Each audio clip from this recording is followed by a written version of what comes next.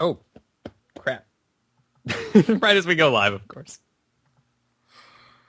StarCast is proudly sponsored by Doghouse Systems, makers of the best gaming PCs on the planet. Go to doghousesystems.com and use the code StarCast or Biscuit on your next PC purchase and get yourself a $25 Jinx card and support the show directly in the process. Once again, that's doghousesystems.com. Additional support comes from Steel City Esports. We at Steel City Esports would like to officially announce to you the Steel City Esports Thanksgiving Open. The tournament will take place on November 26th and 27th. Players will be competing for a $500 first prize, $100 second prize, and a $40 third prize. Registrations will open Tuesday, November 1st, but in the meantime, please go to steelcityesports.com and join our site to receive updates about this and all upcoming tournaments. Additional support also comes from listener John Ye, who, well, apparently loves the show, and that's all he had to say about it. So everybody sit back, relax, and enjoy episode 79 of StarCast, the StarCraft podcast, the MLG Providence edition.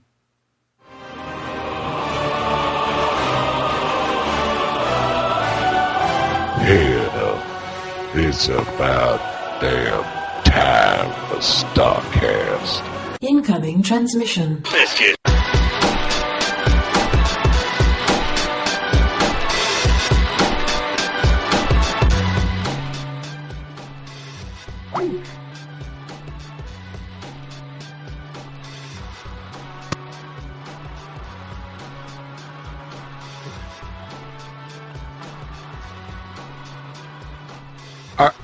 Are we back? Are we good?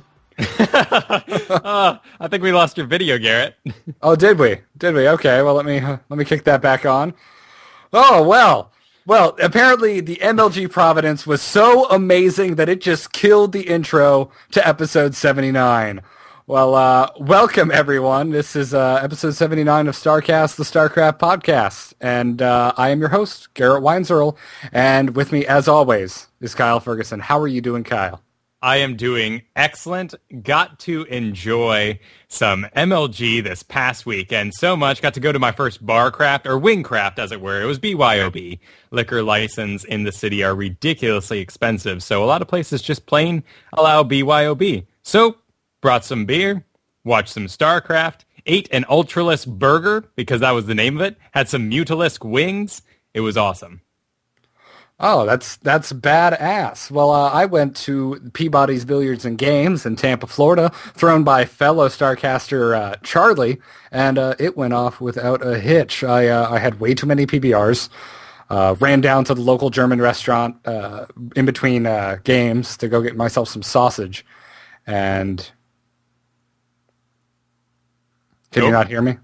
Oh, our production assistant is telling us that there is a problem with the video. Can everyone in the live show still hear us though? Yes. All right. Well, my camera's on and I've turned it on and off like 5 times now, so I don't know what to tell you. How strange. Oh. Okay. He's coming back. Oh, yeah. Oh, there he is. He's here. Hooray. All right. Are we good? You can hear me? You can see me? All right. On with the show. Oh, no. Who's that guy? Get him off my box. Don't look behind the curtain. So, yes. Yeah, I'm so embarrassed of having a new haircut that I just didn't want people to see me. That's what it was. That's what it was. Oh, I can see now. It's wonderful. I can merge. When going right on streets now. It's fantastic. I don't have a blind spot. You know the worst part about getting a haircut? Not to mention that you have to sit there for a while and it's very boring, but that you end up, after having long hair, you have this twitch. And anytime anything gets near your face, you start twitching because you're used to throwing hair out of your face. Yes. Yeah. I'm my hair has been back all day and now like the hairspray and has given way and now it's in my face again. And I'm just like, So, anyway, so as we were saying before, technical difficulties just blew the show up in our face. This is episode 79 of StarCast, and we are going to be talking about MLG Providence almost exclusively the whole show, with the exception, of course, of the email segment at the end of the show. Strategies will not be in this episode of StarCast because, well, we have an interview with MLG Clutch, later on in the show, and it went way longer than expected. So instead of cutting down on that awesome interview, because he was so kind enough to not only come on the show, but be a trooper and stay half an hour longer than expected, we're going to show you the whole interview, and strategies will resume next week. So without further ado, Kyle, I guess we'll get this race started. Let's go into this week's status report.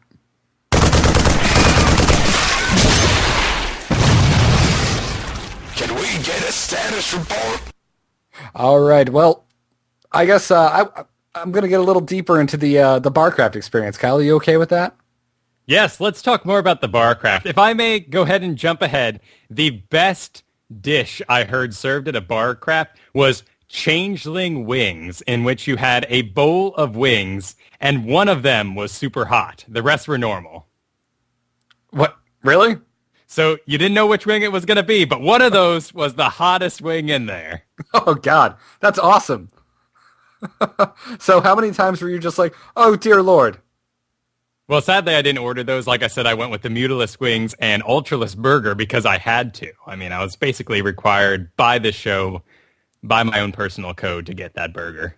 So you were not even that hungry. It was just named ultraless. And much like in the real game, you may not need them, but you're going to make them anyway. Yep. And then I bit a nice little chunk out of it, so it kind of had that C shape, and then I trundled it about. And then it got stuck on my bowl, so...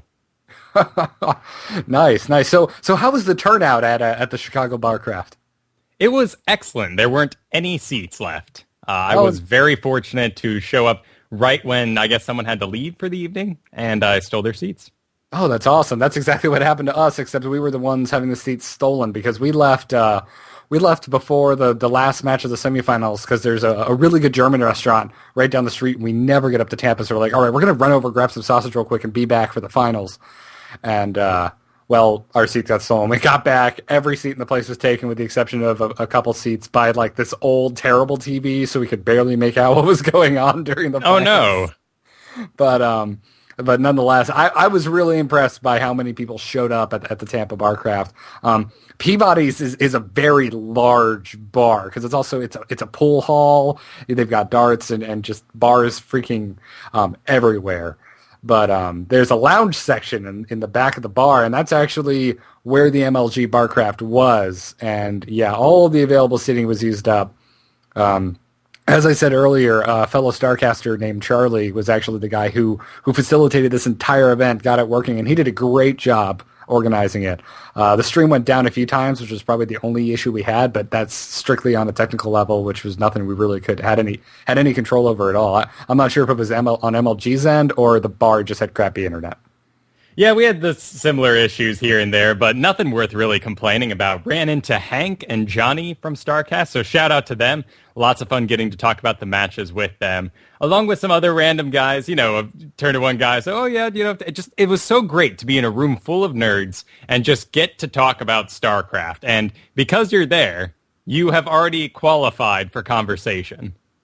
Yeah, it's it's one of those things where, like, nerds that are normally socially awkward are probably going to be very social because they already know, okay, cool, everybody in this room has a similar interest. No one here is going to be like, oh, you like StarCraft, nerd. Yeah, I mean, I'm sure there was still someone who was like, man, I'm psyched for Skyward Sword, and boo from some other nerds, but, we can't all live in happy harmony. No, we can't, unfortunately. You can check out a video kind of chronicling some of the highlights from the Barcraft at Tampa on YouTube. There's a link to that in our show notes. And just, it was a great time. It really was. It has got to be the next best thing to being at MLG in person because I don't know about yours, Kyle, but people were going nuts at mine. People were cheering and reacting to, like, Tastosis on the screen, even though they were, 1,000 miles away in Rhode Island. But people were still like, Tastosis would get on. How you feeling, everyone? Everyone in the bar is just like, woo! And I'm just laughing like... I know. I was like, they can't hear you, but well, woo! All right. I'm into it. And the best part was, during the really intense games, just the gravity of the silence in the room. Oh, yeah. Yeah, any of the LEENOCK matches. Good God, which obviously we're going to talk a little bit more about as we get into esports. And I very well wore myself out because I was sitting at home and I'm like, all right, I'm going to leave. LEENOCK versus MVP. All right, I'll stay here. So I'm like, got my head like half out the door as the match is ending. I'm like, okay, go, run 5 city blocks. Go, run. What are you doing? Yeah, that was awesome. So it was just an all-around positive experience. Really cheap beer, which is always nice. And I'd really recommend it. I know Charlie's going to probably try and organize another one for maybe DreamHack or the next MLG. And if you're a Tampa local or like me and you live within an hour's distance of driving, you owe it to yourself as a StarCraft fan to make it out to one of these Barcrafts because it was an experience. I had a great time. So, and I know this was the third wing craft that Chicago had put on, but I was really happy that the prices hadn't been jacked up because honestly, something of this magnitude where you're going to have this many people coming in and there's no seats, one would think a business would jack up those prices to take advantage of the situation. I'm sure it'll come in the future as they become more comfortable with this huge crowd coming into their place. But for now, I am happy. Yeah, well, great. Fantastic, man. Again, thanks to Charlie for organizing all that, and make sure you go and support him if you live in the area. And same to Kyle's Barcraft. If you live in the Chicago area, go to those Barcrafts. I wanted to talk about MLG had quite a couple historical moments this past weekend, but one of the ones that hasn't been as blown up as LEENOCK is we had our first female player to compete on the main stage at MLG. Julia Eluge Childress. I'm sure I'm mispronouncing her player name. But I thought that was awesome, and you'll hear a little more about it with the interview with Clutch later, talking about how epic it looked with the fan in the booth. Well, and there was also, I read a tweet, like someone was like, she uses the arrow keys to move her camera. Ooh, how awkward. But okay, so judge some more. I know, right? You're just gonna nitpick, but yeah, it was cool. It's awesome. I mean, it's a tough gender gap to break. We'll talk about it more with Clutch. Yeah, exactly. Some more fun things that happened. HuK was just up to some shenanigans this time.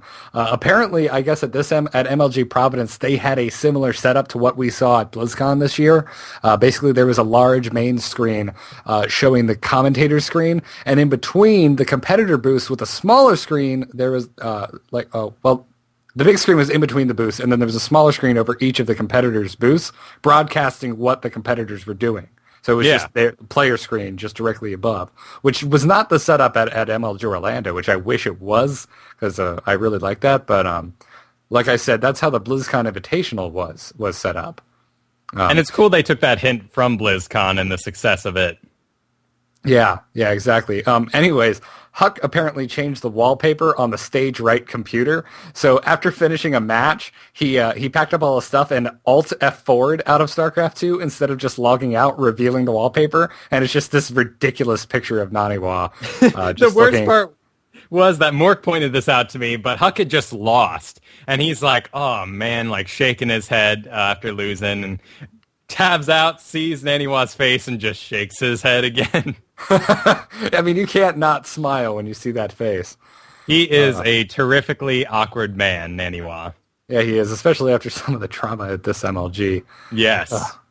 Jerk. Well, should we just talk about that now? Go ahead and say what happened there?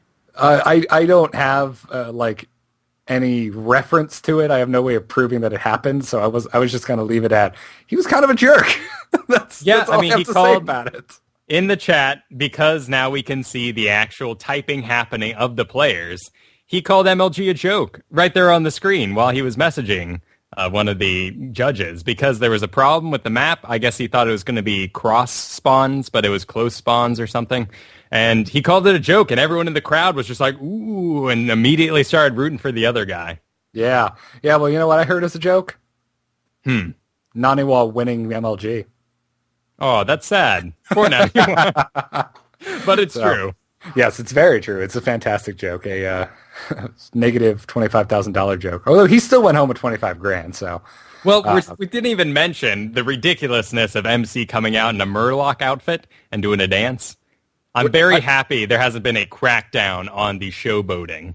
I missed that entirely. You didn't see that? He was wearing his Murloc hoodie. He zipped it up, and ran out there and started doing a blah, blah, blah, blah dance. Oh, good Lord. Why didn't anyone send me a link to that? You didn't see the flashback video? Oh, man, it was ridiculous. God, I can't believe I missed that. Well, somebody, please send me a link to that video. It will be on the show next week. I mean, not to mention just the fact that, he's not a buff man. And when he wins matches, he goes out there and just fist pump, flex. Yeah, no, he's kind of awkward. He's short, he's a little chubby, but he doesn't care. He knows he's good, and he's still going to showboat like crazy.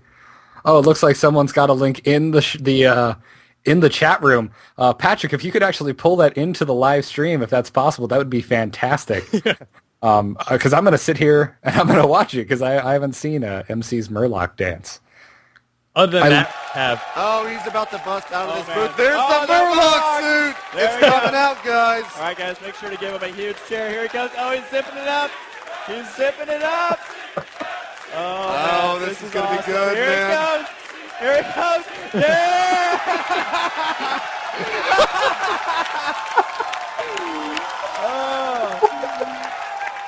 Oh, my God. Oh, man. You got to love MC, man. Wow. Now, what he really needs to do is perfect the I'm a magician, raise the curtain, and then be in a different outfit, because that took a little bit to set up. Everyone saw it coming, but nonetheless, an epic showboating move, and I'm glad it wasn't cracked down on. I mean, come on. Come on, sports, real sports. This is esports, and we get to have showboating. That's the only thing I used to like about football, was waiting for some jackass to make a touchdown and do his ridiculous dance. Those sensitive millionaires, man. Yeah. So, however, did you hear about this, Kyle? IdrA lost a warm-up game to a 15-year-old kid. I had heard about this. So what happened? He was just in the open pool. There was a kid. They were just kind of messing around, or what happened? I don't know exactly how they ended up playing each other. I really don't know what to tell you. But Team Liquid Live, which you should follow on Twitter, it's at Team Liquid Live, tweeted this exactly. They said, just watched a 15-year-old boy beat IdrA in warm-up game. No GG. Let's get this started. Yes, we got pics. I was unfortunately not able to find pics. I don't know if they never posted it, but Team Liquid Live was tweeting up a storm, so I'm sure I'd have to go back through millions of tweets to find the link if they did tweet it. Yeah. But hey, if you've got the pics, please send them into the show, because I just think that's hilarious. That's just unlikely. Not something I would expect to happen. Unless it was a warm-up game against a kid and he knew it and he was just like, I'm going to billion expand, and the kid just went for proxy or something, but who knows? We'll have to see the pictures. Did Tetragon go to MLG and I didn't know it? That could be it. For those of you who don't know, some of our younger forum members, Tetragon is a very young, very talented player on our forums. Very talented. He'll just destroy you with DTs, and you're like, well, but that's not supposed to be viable. Yeah, and finally, before we move on to Ion Esports, in more IdrA news, he missed a match while watching teammate HuK. He was supposed to play Haypro, and he apparently just didn't make it to the match, and there was a lot of hubbub like, oh, IdrA just doesn't care, oh, this is so bad, how dare he's not being professional, which of course he tweeted back to let everyone know. He said, I didn't skip the match versus Haypro. He says, I was in the audience watching HuK play and didn't hear the call. Yeah, I actually think I kind of think that's kind of awesome. He was supporting a teammate, and that's why he missed his match. But I guess it didn't matter too much because he still got to play. I mean, he was in the losers bracket, but did he just get knocked out? Did he lose that match? That's what I was confused about. That's what I couldn't find anything about. The MLG site is still a little hard to navigate. I could find LEENOCK's progression just fine, but I couldn't find IdrA's progression. At least I couldn't find specifically as to what the reaction was to him missing the match with Haypro. Well, I mean, one of the big things about MLG, different from GSL, is that it is a marathon. And these players don't get a day off in between, or they don't just come to the studio and play 3 games and go home. If you are winning, you keep playing. So it's understandable that a match could be missed. You might need to go to the restroom, and these things happen while you're gone. Yeah, it is truly a feat of strength to make it through the gauntlet that is MLG and have any type of success at all, which just makes LEENOCK's win that much more amazing when you look at his run from the open bracket all the way through the ungodly players he had to go up against. Oh, okay. According to Venorak in the chat room, he's saying the match was a consultation match. So it didn't really... A consolation? Consolation, yes, not consultation. They're going to meet up, have a business discussion, and see if they're willing to exchange money. I will trade you 6 drones for the gold expansion, yes. Yeah, very good. No, that didn't happen. So it didn't matter too much, but still interesting. Okay, and then saying he got 8th instead of potentially 7th. So it wasn't that big of a deal. Well, I guess that could be a big deal, because 8th is where the money starts. Oh, that is a good point. So there you go. That'd be sad. He was one away from not getting any moolah. I mean, luckily he's part of a team house where he doesn't have to regret that decision forever because he continues to get income and all of that. But man, that's rough. Yeah, and Discrax shining. A couple people in the chat room chiming in just to make sure that we beat it into the ground. That LEENOCK went through 5 previous MLG champions to win. Wow. Yeah. Well, we're going to get more into LEENOCK here in a moment. Yes, we are. Well, that does it for the MLG version of Status Report. Like I said, strategies will return next week. We will not be doing strategies this week. Now we're going to move forward into Eye on Esports. From StarCast, this is Eye on Esports.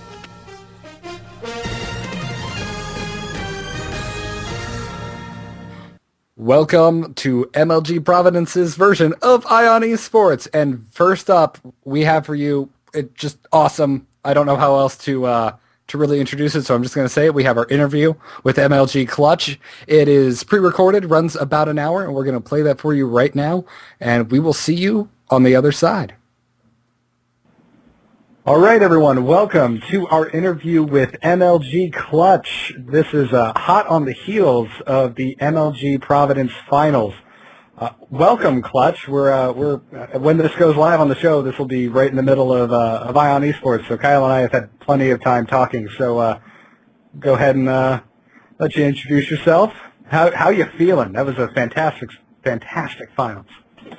Thank you very much. It's a pleasure to be on here. Gentlemen, I feel great. It's almost hard to believe that the finals are already over and how spectacular they were, and just knowing that so many fans enjoyed it, and I really think it was the best StarCraft 2 tournament to date. So it was incredible. I definitely agree with you there. I was going absolutely nuts to a screen in a bar, so that's when you know it's good, is when people are reacting to people who are thousands of miles away. Even though I'm sure Kyle's a little sad that DRG didn't make it through, but we'll have to forgive him. So, well, all right. Well, my first question for you, Clutch, is what would you say your official title is for MLG? Because you do a lot for MLG. I do. My overall title would be talent, but my official title, I believe, would be the floor reporter or interviewer. So let's just go with floor reporter right now. I like that title. Oh, that's fantastic. I was calling you a master of ceremonies. Because I like that one too. Yeah. I was fortunate enough to go to MLG Orlando with Kyle. He actually flew down to Florida for it, and it was our first time attending an MLG Live. And you were filling all the gaps between matches, interviewing people and whatnot. It was just like, I guess that's what I would call him. But floor reporter, that's good too. Yeah, I guess that's kind of what they have on paper right now. But honestly, MLG has exploded because of the popularity of StarCraft 2 over the year, and so we're continually expanding and creating new roles where they're needed. And it may be not as concrete because they're so new, but I'll go with that title for now. I like it. Sounds great. So we have quite a few questions from our community. So we'll go ahead and start that. Our first set of questions comes to us from listener Octane Pro, and he asks, how did you get involved with the MLG organization? I got involved because my buddy Wiggin, who is now a ref for StarCraft 2, entered the competition for the first StarCraft 2 tournament that was hosted by MLG, and it was in Raleigh of 2010. And myself and another friend went down there to support him, and a couple other of his friends from Longwood University came down as well to support him. I believe he went up against Show and lost. He didn't get too far in the tournament, but he did pretty good for not being a pro player. Anyways, I met MLG Lee and MLG Single Coil. MLG Lee, I'm sure a lot of people know who that is. He's a very important guy when it comes to esports and helping make the PC division of esports happen for MLG. And MLG Single Coil is the director of the StarCraft 2 Red Stream. And we were there at the hotel in Raleigh, and we were looking around to see if we saw any StarCraft 2 people or players. And we were kind of sifting through all the Halo players that were 16 years old, and I was thinking to myself, okay, find somebody that has their driver's license, and they're probably playing StarCraft 2. And we saw those two gentlemen, and I came up to them and said, hey, you guys involved with StarCraft? And they kind of laughed, and they said, yeah, and we started talking, and it turns out these guys were employees of MLG and were very important men when it came to the PC division of Major League Gaming. And the MLG Lee was very accommodating to us as far as asking us questions and getting to know us better. And afterwards, Wiggin and myself contacted MLG Lee via Team Liquid, sent him a direct message. And after that, got emails, and I expressed that I would love to be involved with Major League Gaming, and they needed a cameraman. And I said, well, I have some acting experience. I'm going to school for acting. I have my own YouTube channel. I did a couple interviews over at Raleigh with some of the pro players and was kind of doing a video countdown until the release of StarCraft 2. They took a look at it, and they said, sure, all right, let's hire him as a cameraman. I got hired. And that was my first position with MLG, and worked up to production assistant, and then after that became talent for MLG Orlando, and then for this last event. So this all happened within the course of 1 year? Yes, it did, and it has been an incredible year. And it's almost like it's like my position within MLG has correlated with the growth of StarCraft 2 as an esport in North America and Europe, and even in Korea with the popularity of Major League Gaming. So. Yeah, that's awesome. So you were just kind of in the right place at the right time to begin with, but then so you became cameraman. And what, did someone just grab you and say, no, he didn't show up, get Clutch in front of the camera, go? Well, we had World of Warcraft at the time when I was a cameraman, so we were covering that and StarCraft 2, and then it turned into StarCraft 2 for the 2011 season. And there were some issues with Dallas, as we all saw, that needed to get fixed. And so they needed to have somebody that could communicate with the production side to the technical side to help with the players that were coming in to make sure everything was running smoothly. And so as a production assistant, I was all over the place in Columbus, making sure the Korean players were good, helping the player manager with them, making sure the director was communicating with the tech guy on the main stage to tell them when the players were ready. If there had any technical issues, tell them what the delay was, going back and forth, and Columbus went very well. And so from then on, things started to gel. We started to have a really good process going. But we noticed that there was this lull time happening between matches where we could fill it with something. And I happened to bring my Blazer. And this is when we added League of Legends. And I told the League of Legends director, because I needed some help with that, and that's another game that I play, that, if you need me to do any floor reports or whatnot, I can go out there and fill some time. And he's like, okay, we'll see what happens. It was funny because he was like, yeah, sure, but it was more of like a, all right, we'll see kind of thing. Yeah. But that happened because there was that issue with the spectator client for League of Legends, so there were some issues with the stream. So I went out there and reported what was going on with the current game. And it was funny because the people around me were like, wow, your reporting was really epic. I said, thanks. I went back and just to have my Blazer in case I ever needed it, and I always brought it with me like just for that just-in-case moment. And after talking with the StarCraft 2 director, with MLG Single Coil and some of the other guys, and with JP, like, you know what, we can definitely use you, Clutch. This is something that we need. And I said, okay, let's do it. And then it really started to be concrete that that's what I was doing. when I arrived in Orlando, and the rest is history. Well, that's awesome. That's really great to hear, man. That's definitely the fastest promotion I have ever heard of in my life. I spent the last 2 years of my life living in Los Angeles, fresh out of college, and most of my friends are still PAs. So yeah. But you really pay your dues that way. I mean, honestly, in the entertainment world, you have to do that kind of internship PA position. Between events, I was technically an intern for Major League Gaming and was involved with the community caster program and worked really heavily into that. So between the different events, I still was busy and being involved in the community and working with these community casters. And, you know, when it comes to the higher-ups in MLG, they do see hard work, and they do see that passion in their employees. And if they have something to add to the table and they have that talent, they definitely want to use it. And that's the story with me, man. I'm really happy that, you know, some of the talents I have, being in front of the camera and being personable is being used with Major League Gaming. Well, and Garrett, clearly your biggest problem was you weren't carrying around a blazer with you everywhere. That's right. Well, when I was getting my tours of DreamWorks Animation, I should have just been like, hey, I've got a blazer. If I put that on, do I get a job? Okay.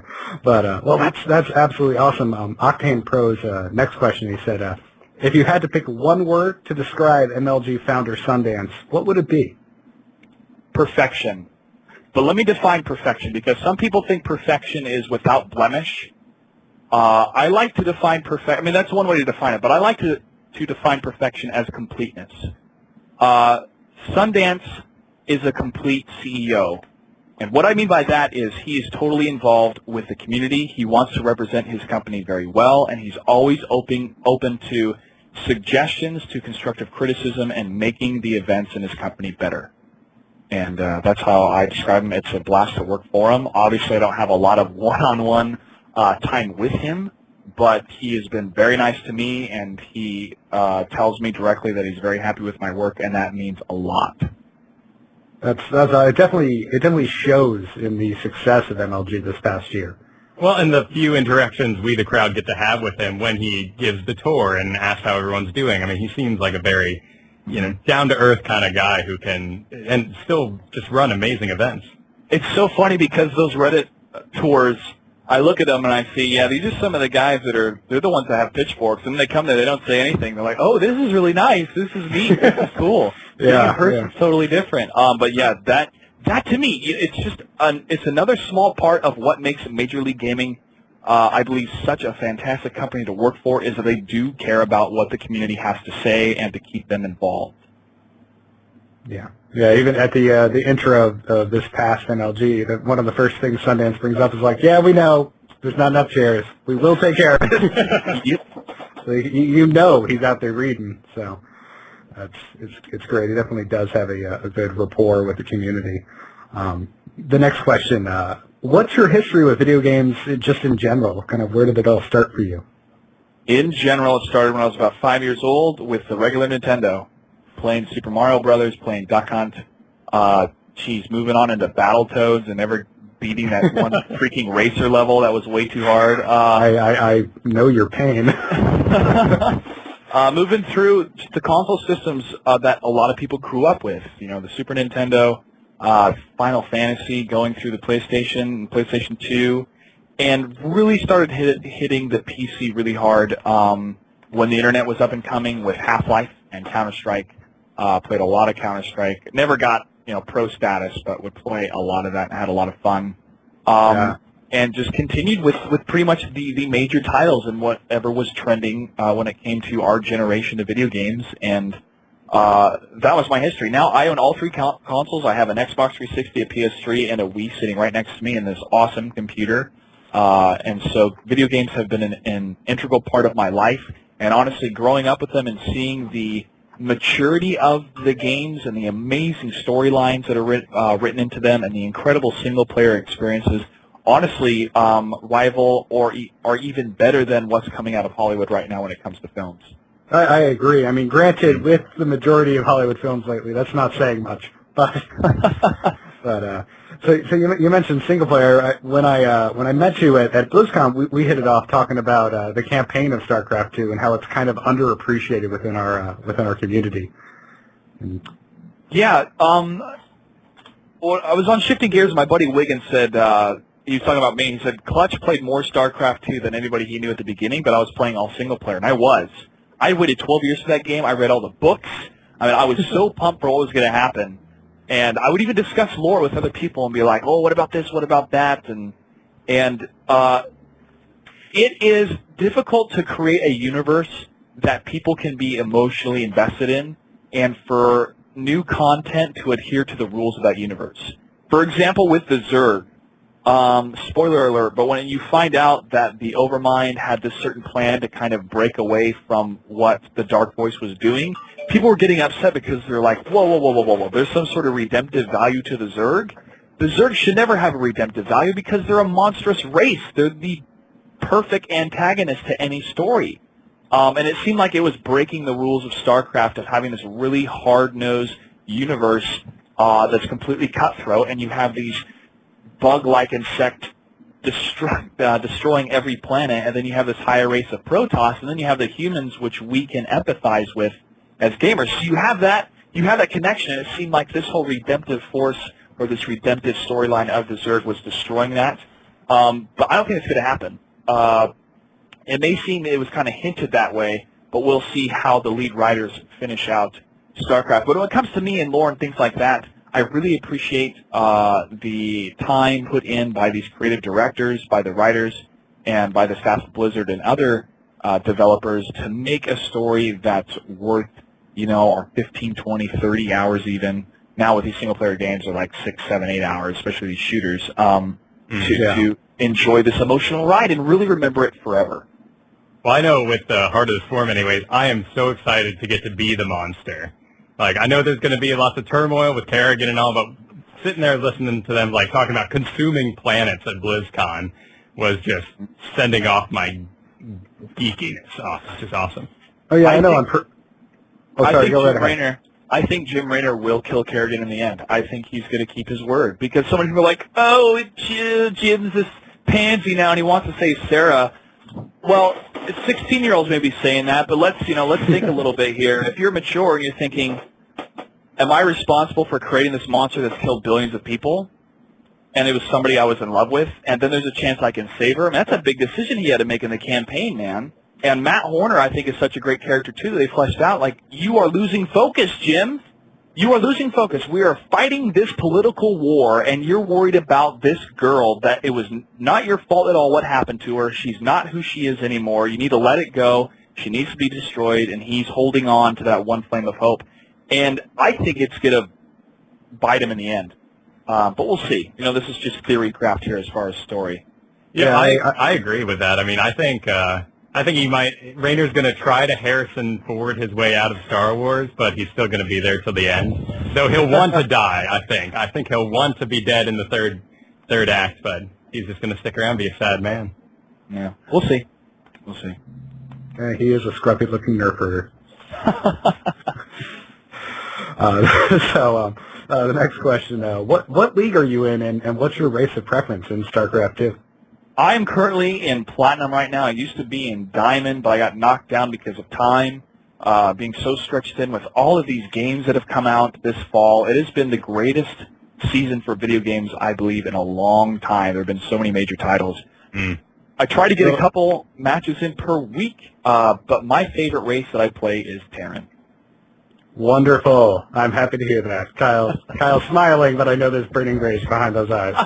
Well, you just had so much emotion about the Zerg campaign. I was like, come on, you got this, man. Zerg all the way. Oh. Yeah, well, hey, if I ever make it to Masters or Grandmasters as Terran, then I'll switch up races and get even better. But I need to play more. I know I do. It's just time constraints. But I still have it installed on my PC, and it's always up to date when a patch comes out. So I definitely still play it. Oh, that's awesome. Has Skyrim been sucking away some of your game time lately? I have been playing some Skyrim. That's true. Honestly, I have not been a fan of any Bethesda game before. Bethesda games are great. Gosh. Hear me out. Bethesda games are great games, just not my kind of tea. It's not my cup of tea. It's not my play style. I enjoy sandbox. I don't enjoy desert games, and it feels like when you play a Bethesda game, you can go anywhere, and there's not enough linearity to it. However, I am enjoying Skyrim. I think it's really cool, and I probably will play it all the way through. So I'm sure people are like, oh, this Clutch. No, I don't like him anymore because he doesn't like Bethesda games. Like, hey, I'm giving Skyrim a shot, and I'm enjoying myself. So maybe it's me. Maybe I just need more patience. With Oh, no. You are completely in Garrett's court. I mean, Yeah, I said praising it. I was saying, oh my God, because I feel like I'm talking to a mirror version of myself. We have gotten so much hate mail to the show because of my writhing hatred of all of the other Bethesda titles. Everyone's like, how did you not like Oblivion? Oh my God. And I'm just like, it was all right. I think there is such a thing as being too open. It's almost like you have too much stuff to do, so you take a nap because it's too much. It's almost like that. It was in Oblivion. It's like, I can do anything in this game. What's the point in doing anything? Where are the stakes?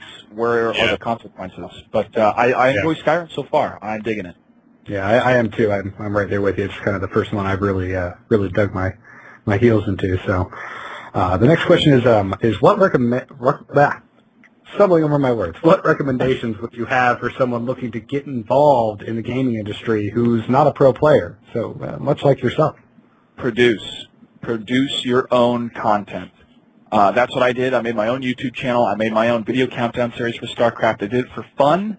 I maybe had 200, 300 viewers for some of the videos, but I wanted to improve every time and make it better and be inspired by the other people that were creating content on YouTube and other websites.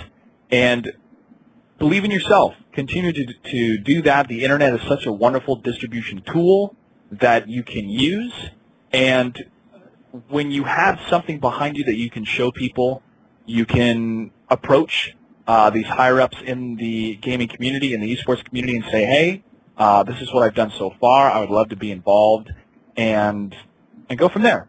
You know, it's a lot of it is not what you know, but who you know when it comes to the entertainment industry. But with the video gaming industry and with the esports industry, you can put who you are on the Internet for everybody to see and use that kind of as your business card to share. So that's what I did, and I would recommend that to anybody else. Very nice. I know we're constantly trying to improve, and that's why we just made this big jump to Twitch TV. And thanks for being our first big video guest. Oh, you guys are welcome. Yeah. So the final question from Octane Pro, he says, if MLG had an unlimited budget, where would you host it, and what would be your event layout? I would host it in Anaheim, California, because I believe that's the greatest place for all of the fans to come to. It's close enough to the Blizzard headquarters, and it's a big enough venue and has big enough accommodation for everybody. And to base it off what we know, I would build it up like BlizzCon, except we would use that main hall area as the stage, and all the rest of the halls as subsequent stages with the huge screens on there, and just throw money at it like crazy. Have all the sponsors with totally decked out gear. Everybody gets a brand new PC that attends. I mean, if I had unlimited funds, we'd there. And honestly, make it so huge for the major events. I mean, have Michael Buffer there come down and introduce the players and have fireworks going off, and just make it as big of a spectacle as possible. But honestly, to make sure that the matches are the biggest events. You can throw so much money at these tournaments outside of the matches, but if you don't have the talent and if you don't have the stakes between these players for a great prize pool, then these players aren't going to really care, and there's not going to be much of a climactic moment when the finals happen. So if you have the best matches possible, then that's how you're going to have the best tournament possible. Yeah, I definitely agree with that sentiment 100%. And I also agree with having it in Anaheim, because we all just got back from BlizzCon. That was a blast. Oh, yeah. Our next round of questions comes from listener Discarax, and he asks, what are your thoughts on Heart of the Swarm and its adoption into the seasons of MLG following its release? That's a good question. I asked that same question to David Kim and Dustin Browder at BlizzCon, if there was any concerns with the release date of Heart of the Swarm, which is unknown right now, happening during a pro circuit during the season. the holiday season right now, kind of the Thanksgiving, Christmas, New Year's season, I believe is the off season for esports. But honestly, if you're going to release a title, it has to be released. You can't hold it back so everybody will be happy. I loved Heart of the Swarm. I think the changes that they made in it are bold, and the focus they had on trying to not add any units to the balls of death, but to add units for different situations. I loved the Battle Hellion. I loved the boost on the battle cruisers. Yes, that was the first. When I finally got to try out Heart of the Swarm, I rushed the battle cruiser for the first time since beta, just because I wanted to see that boost. Yeah, just the sound and the graphics felt awesome. The Warhound, I don't like the model. I like the role it fills because I think the Thor is not the best counter for Mutas. It costs too much, it's too slow, and it's too big. I don't know why they just don't bring out the Goliath. Just bring the Goliath back. Bring the Goliath back and make it have better anti-air. We'll see. I mean, obviously, it isn't set in stone on any of these units, but I think the Zerg are going to heavily benefit from Heart of the Swarm. That Viper, wow. I jumped out of my seat when I saw that at the opening ceremony at BlizzCon. I was going nuts, and I was sitting right next to MLG Lee, and we had the GOM TV guys with us, Mr. Che, John the translator, and the other guys there, and it was going nuts, man. I was flipping. If there was a table there, I would have flipped it. It was great.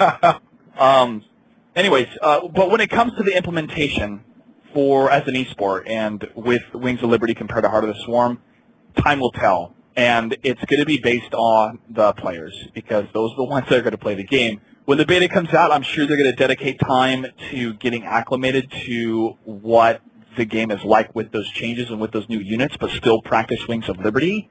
And I'm not sure what kind of communication is going to happen with the different tournament companies like MLG and the other companies that are out there as far as, okay, we're going to have a set date where now everything's going to be Heart of the Swarm, or are we going to stay with Wings of Liberty through the entire Pro Circuit season until next season? I'm not sure yet, and I think the answer will come in time, so we'll see. All right. Well, very cool. You're the group of people you were sitting next to at the BlizzCon opening event sounds so much more exciting than my experience. I was sitting next to my girlfriend, I was shaking her, and she was just looking at the Viper like, I don't get it. It was either that or a bunch of World of Warcraft people like, show pandas, come on, man. No. I played WoW for a little while until it felt like a chore. As did we all, methinks. Yeah. Oh, yes. Yeah, I know Kyle and I definitely, both of us kind of got into StarCraft 2, the ass backwards way, which was through WoW. But it has just kind of rocked WoW off of our playlist. I know it definitely has for you, Kyle. Oh, yes. No, dailies did me in. I was done. Yeah. The third time around, I was just like, all right, I'm done with this. If you can list doing laundry, making your bed, and doing dailies for a video game, it's not a video game anymore. Where's the fun in it? And then what it came down to is numbers. It's a number game. Yeah. You get new gear so you have better numbers. You use those better numbers, like your attack power, your defense, or whatever, to kill monsters to get better gear so you get better numbers. It's this continual cycle. And, if you're not involved in a raid or a great guild to raid, to overcome those challenges over those bosses, I mean, yes, there is an element of working as a team and overcoming these huge obstacles within these giant raids and these crazy bosses. I mean, yeah, there's still an element, but if you're not involved in those pro raids and those pro guilds to make those raids, there's no, I mean, to me, I don't see any fun factor in it. People do, I'm not faulting people that still play it. They do find fun. They have ties within a community that was great when I played, but for me, it's not part of my gaming repertoire anymore. Yeah. You are wonderfully candid with your opinions, by the way, Clutch. Thank you. Sometimes I'm too nice, but I'm working on that. I don't like offending anybody, but in my experience, man, you choose to be offended. Nobody can make you offended. Some people are like, I think you're a little too soft sometimes. Like, all right, it's time to go hard in the paint. That's what my friends say. That's it. That's for you, Omerta and my buddy Dylan. Yeah, that's. I think it's gonna be a new catchphrase from Clutch, going hard in the paint. So. Discorex's follow-up question, the hardest one. He says, "Do you know if there are any plans to request rights to the Heart of the Swarm beta for maybe special events at MLG, or will MLG just be waiting for the retail version?" That is a good question. I think it's going to depend on how long the betas are. Obviously, Blizzard would want the pro players to have access to the beta because that's the best feedback you can have for balance issues. As far as tournaments, what kind of prize pool would we have? What kind of prize pool would other tournament formats have? Is it more of a show match kind of thing? I think it maybe would have room for a show match like Boxer versus IdrA and Heart of the Swarm or something like that. I could maybe see a spot for that, but it'd probably be just for fun until the retail game come out. But I'm not sure. We'll see what happens. As I said, time will tell. But Blizzard as well, they're the ones that give out the licenses. So it's up to them in the end. Huh. Very cool. I like the idea about show matches. That's a good one. I would be stoked to hear IdrA's playing Heart of the Swarm over on the beta stream. Oh, sweet, tune in. Yeah, but I don't think we watched the David Kim show matches that were coming out before the beta was coming out about 100 times each. So well, that's because we had nothing else to watch. And they released them once, one every 3 months or something. Oh. Yeah. Yeah, we had like a total, I think, of like 3 a year until release or something like that. I'm the only one freaking out in my college dorm. Like, yeah, look at this. And everyone's like, what time for what? What's this Marine talking about? I'm like, it's StarCraft. It's coming out. It's just about time, okay? It's just about time. I remember in 2007 when they had that 20-minute video showing off, a lot of it was the Protoss, especially when they showed the mothership, and Justin Barada goes, "This is the mothership." And it does all these crazy moves that are not even...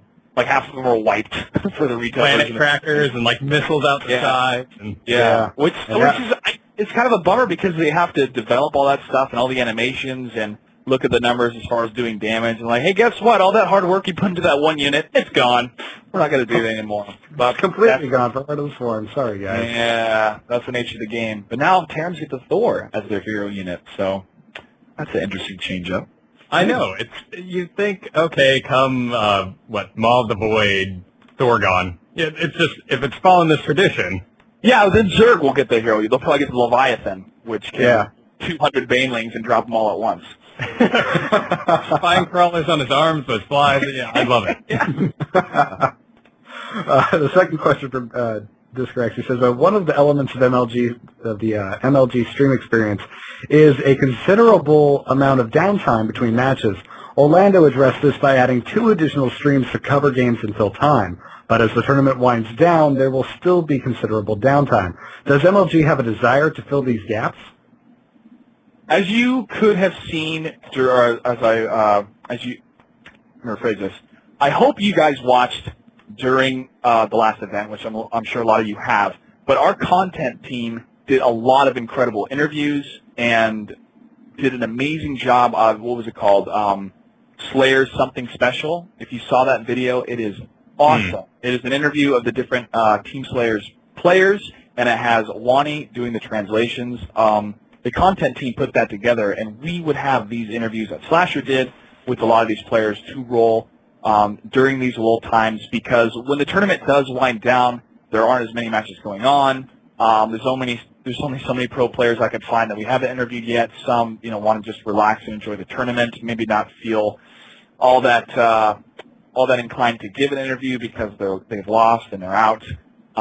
So the content team that's there on the spot doing all of these videos and creating and editing all of these fantastic pieces of work during the event, have them ready to go for times such as these. And, we have the Dr. Pepper Ultimate Gaming House that people are able to check out, and, other content that we're continually putting together during the event so we can fill those times. But, seeing the same thing over and over again can get annoying as well, so that's why we have that content team there to create something new and to create something that adds to the drama of what's going on. I mean, you'll see these cool player montages of, who's left in the tournament, or these really big names that people can be reminded of. Oh, hey, there's my favorite player, even though he's not on the main stage. That was a pretty cool video montage of him.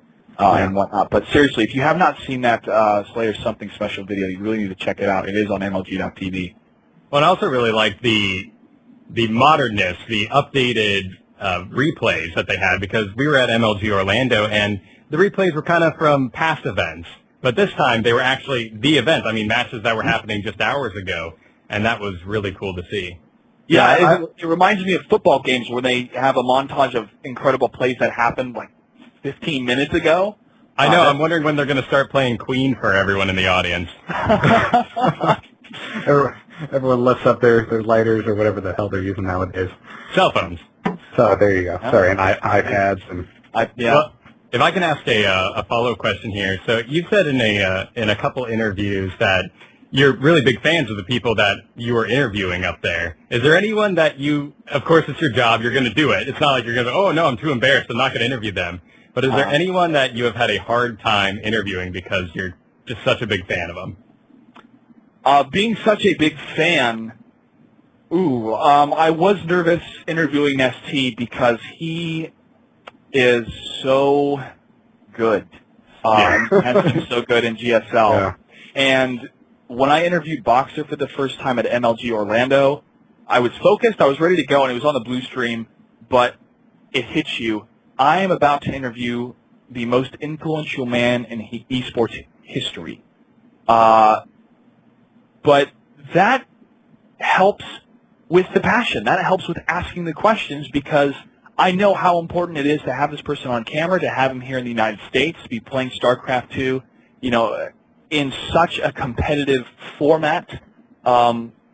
It makes it important, and when something's important, gosh darn it, you want to get it done right, and so I think that really helps. I want to kind of turn that question on its head and say that some of the players I have a difficult time interviewing because they're not so great at interviews is kind of tough, but I think we adapted well. Naniwa, his answers aren't very long, and sometimes it's like, come on, man, you have this world stage to say probably the most important thing you would want to say at this moment. But that's his attitude. That's his kind of MO, and we respect that. So I wasn't trying to ask him 6, 7, or 8 questions to get something more out of him. I wanted just to ask him one question and move on, because that's what he wanted. And honestly, it's all about the players and making sure that the players are good to go for the matches, and making sure these fans, have something to appreciate instead of, Clutch, why are you asking Nani 6 questions? He doesn't want to talk to you. Get it out of him. Show some emotion, anyone. Damn it. And then Discorax's final question is, when is MLG coming to Seattle? That's a good question, because I grew up outside of Seattle. I actually grew up in Federal Way, Washington, and I was on the plane today and I thought, how cool would it be if I got to go back to Seattle to attend an MLG event? I don't have an answer for you. We have some changes, obviously you've heard about, or they've been hinted about for 2012. The major details have not been released yet, but we always enjoy our fans across the world. Sundance even tweeted about maybe having an MLG in Canada. He wanted to see what the response was. But the West Coast is a significant place to have an MLG tournament, and we've had one in California this year. So why not near the Puget Sound? So we'll see what happens. But, if Sundance gives me a call and says, hey, Clutch, where should we hold an MLG? I'd be like, I think Seattle would be a nice place to build one. So if I had that kind of decision and money to throw out there, I'd definitely do it. But we'll see. Would you end up, taking your parents like it was the Oscars or something? Well, my parents actually moved here to Virginia right now. Oh, okay. They've been thinking about moving back west because they have a lot of family there. But my grandmother lives in SeaTac, and I would definitely have her come to the tournament and make sure she got to sit in the front row for a little while, because she doesn't play any video games, and I'm sure she'd be kind of like, what is this? What is this doing? Yeah, I would tell a lot of my family to hopefully come and check it out. That would be a blast. Well, that's great. I'm sure Discorax listening right now, just waving streamers, just yes, it's a maybe, it's a big fat maybe, It's a me! Yeah, it's amazing. Well, I mean, and we let that one slip through because we got a lot of these. Why does it come to my time? And of course, one of the biggest questions you already answered for us was, what's Clutch? What's his race? What level does he play at? Like, that was another one we got a lot of. Oh, a ton of those. Absolute ton of those. Well, I'm glad I could answer that. Yes, I do play StarCraft instead of, oh no, I'm good at ZVG, maybe. So, no, it's somebody asked me. The ESFI world asked me, you know, the importance of somebody knowing the game compared to an attractive female. And I don't know if you guys saw Julia, but Julia's an attractive female, and she was on the main stage up against Lucira. Yes, I was like yelling at my girlfriend, like, "Come here! You need to see this." Yeah, well, it was funny because the fan in the booth was blowing, so her hair was blowing. It almost looked like a model shoot was going on, and these guys were starting to crowd around kind of the cage and going, "What is going on?" And Lucira opens the door for her after he defeats her, and but it was really cool to see that and to show the world that yes, there is room for competitive gaming.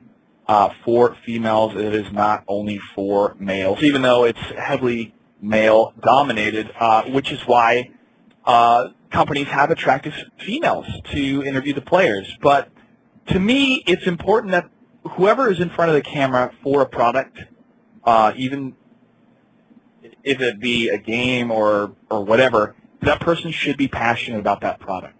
And for StarCraft 2, I am very, very passionate about StarCraft 2. I have a giant poster of Kerrigan, StarCraft 2 Wings of Liberty that I got from BlizzCon in my room right there. And I was so looking forward to this game. I was almost in tears when I picked up my copy when it was released at midnight. I was the first one in line. That's how passionate I am about this game. And that passion fuels into other video games, and it goes into esports. And I believe that translates very well on camera. Oh, definitely. No, your passion is very clear. It's a shame that the stereotypes or the lack of trust from nerds towards females, because she doesn't know, she could know everything about the game, but it's just that because nerd growing up, you got to deal with all these different issues with gender and freaking high school. Breaking Heights, what it is, man. It's the stigma of being into video games during high school. And I was totally into video games, and I was totally into sports, and I was totally into being on stage, doing all the plays at school. And I would tell people about these games, and the people that would be like in the trenches with me, talking about how good Final Fantasy was and how good Brood War is, and talking about the Zelnog and whatnot, were the nerds, were the guys that were totally in it. And then the other people I would be with in theater or sports, they'd be like, Clutch, you think too much. So it is such a pleasure to be around people that have grown up with the nerd lifestyle and how the quote-unquote nerd is becoming the new chic. It's becoming the new hipster.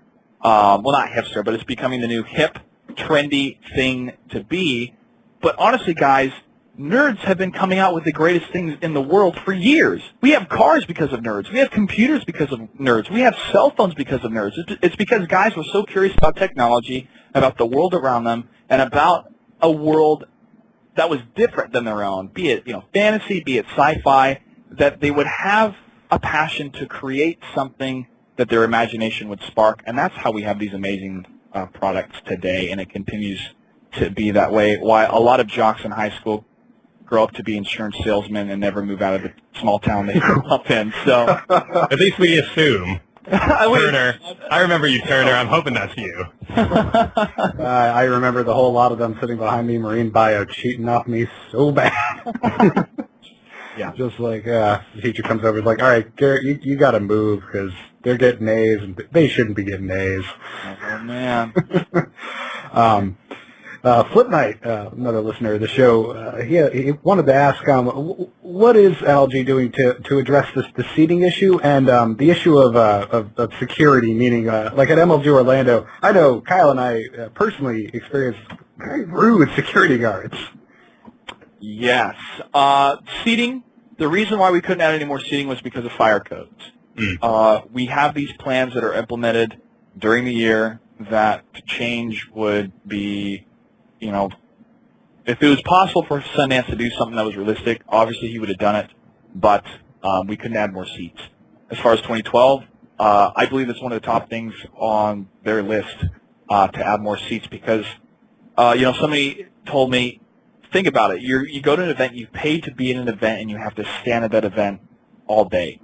Yeah, that kind of sucks, but guess what? You are there to watch your favorite player. You are there to watch IdrA. You are there to see Boxer. You are there to see LEENOCK, a 16-year-old kid at his first foreign tournament ever to go through this incredible open bracket and through all these seeded champions to be the best player in the world. And that's my opinion, quite frankly. And, when it comes to sitting down or standing up, that's in the back of my mind if I was a fan. But, yes, it is uncomfortable. I do a lot of standing because I need to be in a lot of different places at once, and my legs get really tired as well. So it's not like we want to dismiss that concern. No, it's definitely a concern that we have, and I'm sure the people that are planning are trying to make it trying to have a realistic solution for having enough chairs for our spectators.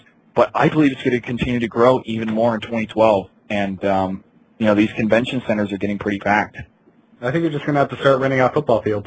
That would be incredible.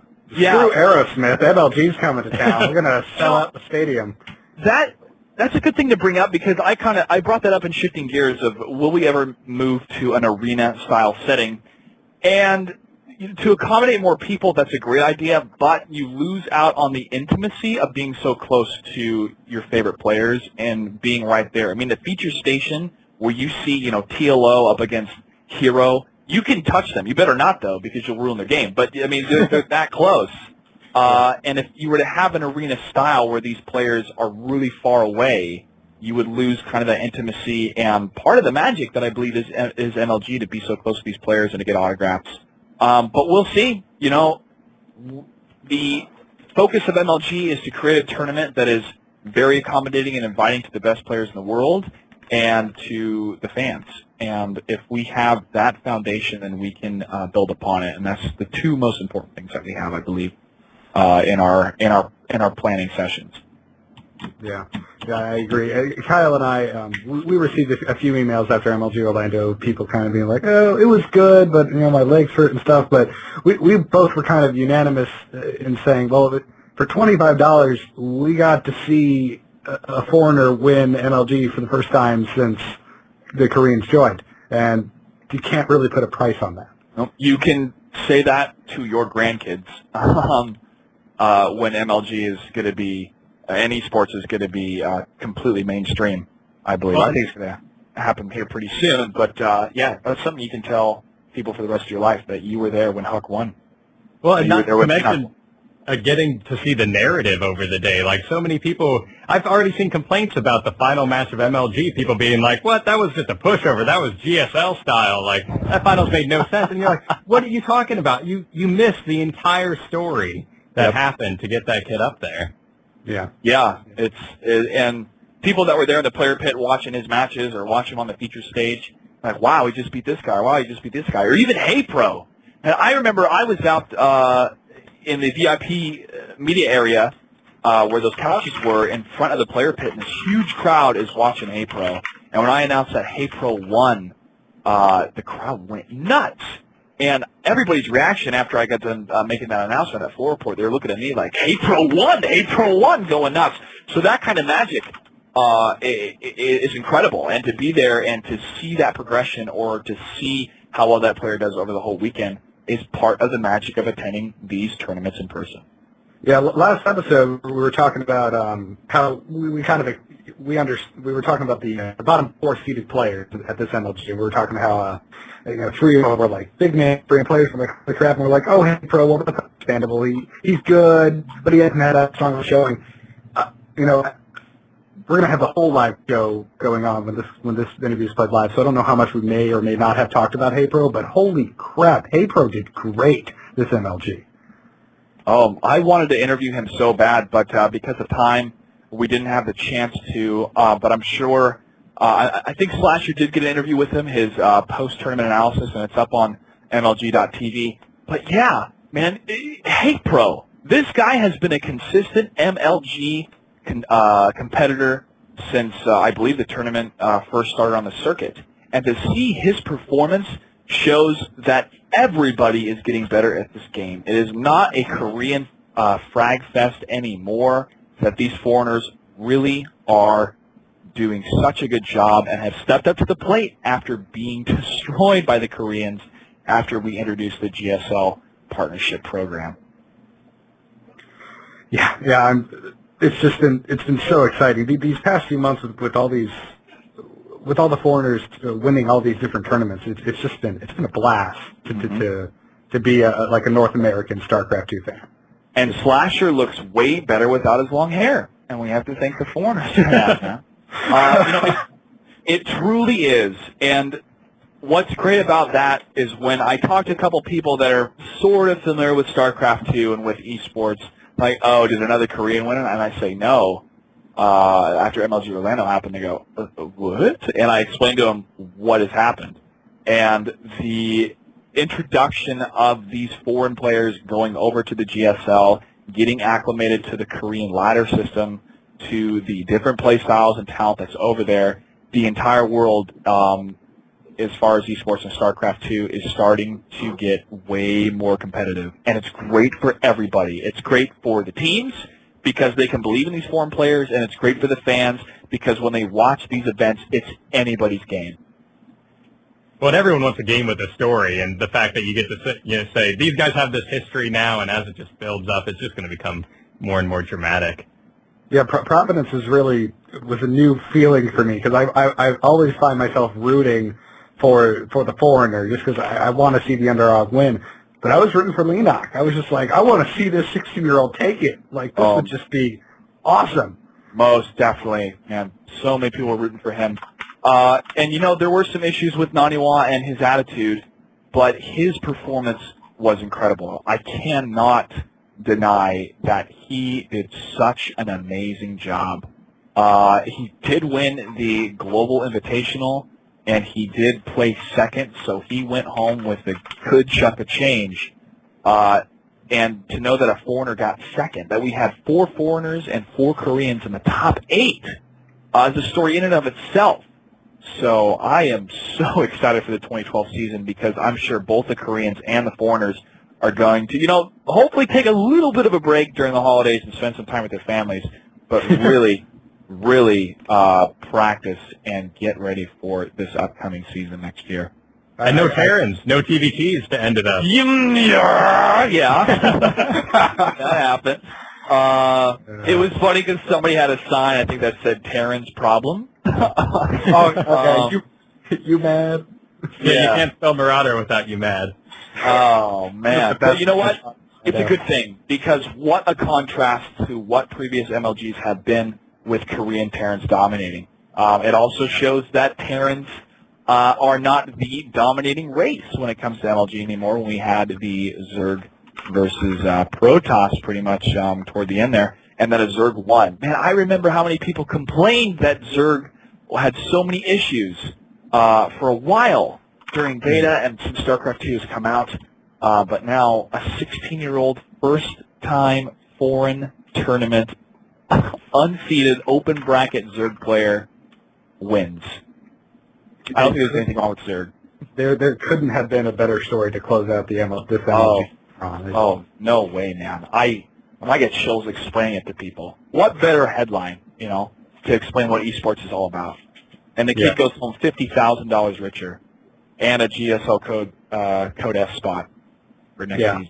Yeah, go LEENOCK. I'm definitely running over to GSL right now to buy my season ticket for that particular season. I want to watch LEENOCK climb through those ranks. We have one last question from listener Eric. He says, any plans for MLG to be televised in the near future? That is a good question, and I'm going to have a little bit of a long answer here. This is my opinion only. This is the gospel according to Clutch when it comes to esports and MLG.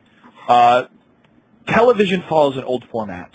We're talking about like 1960s format, okay, with commercial breaks every 15 minutes, and we have producers and directors that are used to live sport events such as baseball, football, hockey, whatever. Esports a little bit different because these matches don't have a timing pattern that these other major league games have.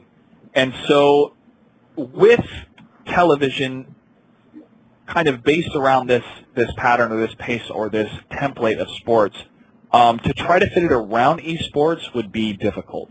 Where with the internet and the distribution of the internet, these matches can go for an hour and then we take a commercial break, and the match could be for 7 minutes and then we take a commercial break. It's based on these matches and not these sponsors going or these corporate directors going, you need to play a commercial now because we have to do this and this and this and this and this. Which obviously you want to make the sponsors happy because they're part of the reason why these tournaments exist. Right. So if you try to fit that within the television system, there's going to be some issues. So, for example, let's say we have MLG on ESPN2. ESPN2 would probably have to run commercials at different times compared to us. It would probably interrupt during the action of these different matches.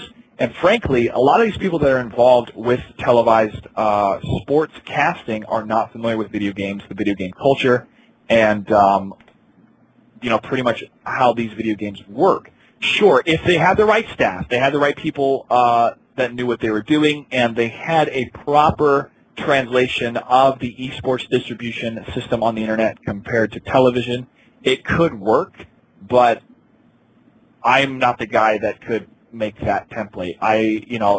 It would have to be very key people in the upper echelons of TV land to make sure that esports and the StarCraft 2 tournament wasn't diluted or degraded to try to fit the television format. So I'd love to see esports televised, but honestly, gentlemen, internet is the future. Internet is here, and broadband internet has made esports so accessible that it's part of the reason why it's exploded. Well said. Yeah. Did you guys have you guys had a final tally on what numbers you hit at Providence? I cannot give those details out, but I'm sure Sundance will release them soon. Two thumbs up. That's all. Okay. All right. Yeah, because we'll see. We'll see. Okay, because I remember correctly, 200,000 was the goal for Providence, correct? I would love it to be 200,000. It being the goal, I mean, we had 181,000 concurrent viewers for Orlando, so right. Of course we want to have a higher goal each time. So we'll see. Hopefully Sundance will release those numbers soon, but it is his decision. Well, freaking awesome is all I have to say about the whole experience. I'm still coming down off my excitement from last night. But I haven't unpacked yet. I mean, yeah, it's such. I tell you what, man. Sometimes I have to take a step back and realize where I am right now in the history of video games and the history of esports, and how involved I've become. And even when people come up to me and ask me for autographs or to take a picture with Husky, like this guy came up to me backstage and he was a friend of one of the staff members of MLG, and he's like, "Hey, Clutch, can I take a picture with you, Husky, and DJ Wheat?" And I went, "What?" And of course, I'd love to. To have these legends in shoutcasting, such as DJ Wheat, Husky, Day 9, Tastosis, Mr. Bitter, all of these guys that come up to me and said, "Clutch, you did a great job, man." That I don't want to sound too corny, but that melts my heart. It is such a dream come true to work with these gentlemen, and we have so much more that we can do, and which makes us so exciting, and to see esports grow even further.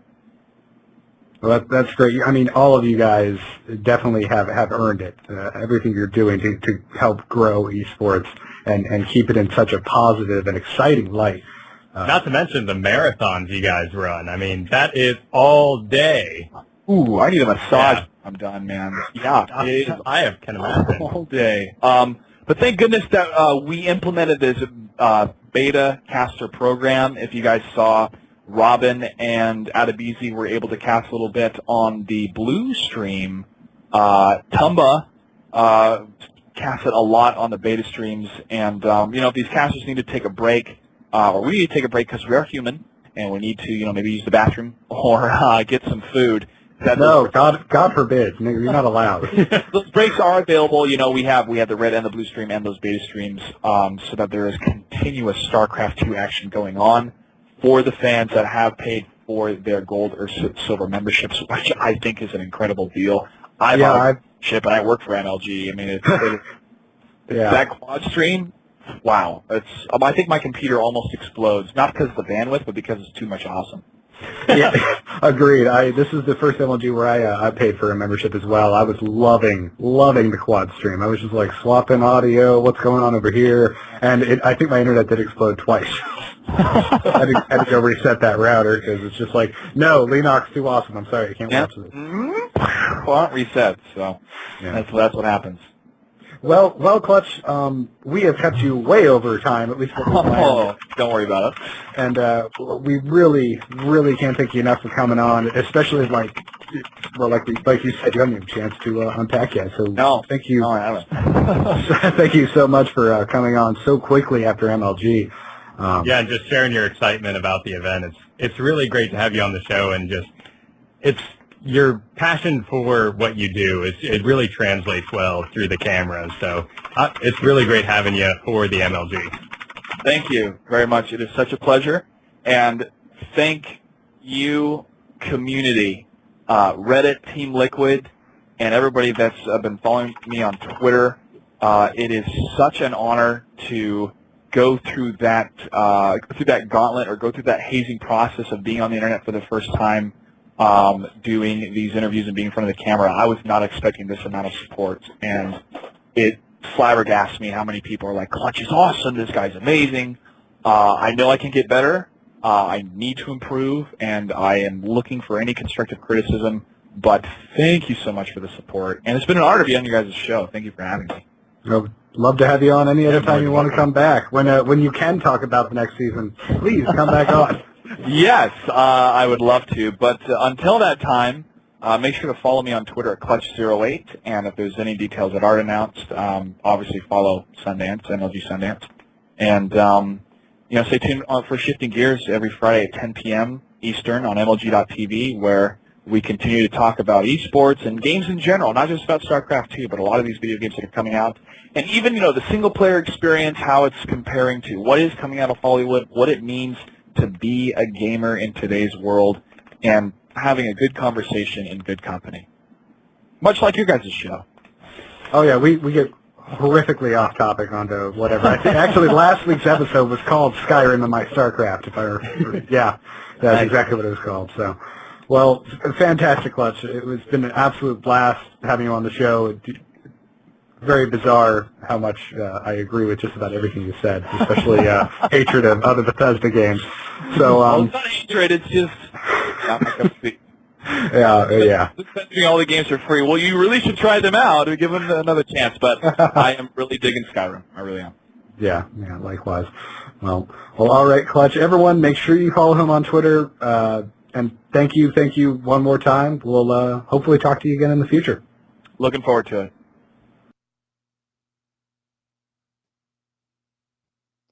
All right. Well, that was our interview with Clutch. It was absolutely awesome talking to him. It was hard for me not to just like run out of the room after that interview, just like, F yes, esports, what? And actually, I think I did run out of the room. Katie was just staring at me like, what just happened? Kyle, I think your mic might still be muted. Yes, he was very motivational about esports. Very awesome that we got to talk for him for as long as we did. I know he had just gotten off the plane, literally back from MLG, so very nice that he stuck around, hung out as long as he did. And now we get to talk about LEENOCK. Oh, LEENOCK. What can we possibly say, Kyle, that hasn't already been said? Well, who is LEENOCK? So many people were like, who is this kid? What's going on? But actually, he's been around for a while. Yeah, Kyle, I think we may have finally done something before it was popular in the realm of StarCraft. I'm pretty sure we talked about Clyde versus LEENOCK in Season 2 of GSL forever ago on this show. Oh my goodness, that does sound familiar. Yeah, unless I'm totally crazy, but I could have sworn like he had this just really epic match versus Clyde. I want to say it was either season 2 or season 3 of GSL. I remember us both being like, "Damn, this is a good match," and then he just kind of fell off the face of the earth. We never really heard much about him. Well, here's what happened. So we had LEENOCK, first appearance in the 2010 Sony Ericsson Open, where he did defeat Clyde, Guinea Pig, and eventually losing to Marine King, but still won a Code S spot. I mean, he's been in Code S now, twice. Yeah. So, sorry, the notes here, I just reading, nicknamed LEENOCTOPUS. Yes, well, and LEENOCK on Wood, and all sorts of other wonderful names that the fans have come up since MLG. God, it's very rare that I read the notes that we write, and I usually read before the show and catch something that I know was there that still makes me laugh. So he apparently first appeared in 2010's Sony Ericsson Open. Did I just say this? Oh, did you? Oh, I'm sorry. Yes. I missed that. No problem. You're too busy laughing at LEENOCTOPUS. It just hit me and fired off. Anyways, continue, Kyle, with your LEENOCTOPUS rant. Well, I will. He was quickly knocked out of Code S, actually, by Genus and Rainbow. He was undefeated in GSL March Code A until the semifinals. Going through Code A, he dropped a 2-0 against Losira, but he was doing amazing throughout the GSL Code A, regained his Code A status back in August of this year, defeated Boxer, Yoda, without losing a single game against them, eventually knocked out by Marine King. Wait, he defeated the Emperor of Terran and the Jedi Master? Yes, he did. That is no small feat. No, one does not simply... Wait, no, that's Lord of the Rings. Never mind. One does not simply walk into Yoda's lair. What were you gonna say there, Kyle? How he gets so big eating food of this kind? Well, in September, LEENOCK set off for his first international event at the IPL 3, but he was too young to enter the casino that the event was being held at, so he couldn't go. Are you serious? I'm serious. You can't get in when you're 16 years old. You couldn't sit in the parking lot with a laptop or something? Oh, that'd be so sad. Just windswept and the cameraman's out there filming him on this little laptop. Well, we let him compete. He just couldn't be in the building.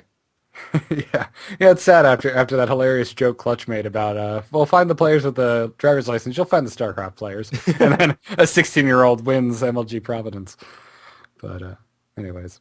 But one of the big kind of trivia moments he's had is after winning a game against Coca, he chugged a can of Coca-Cola and then crushed it on camera to celebrate. He's been streamed a lot, so many people, and I was one of them going, who is this kid? What's going on? And actually, we've been seeing him for a while, and he is not in school right now.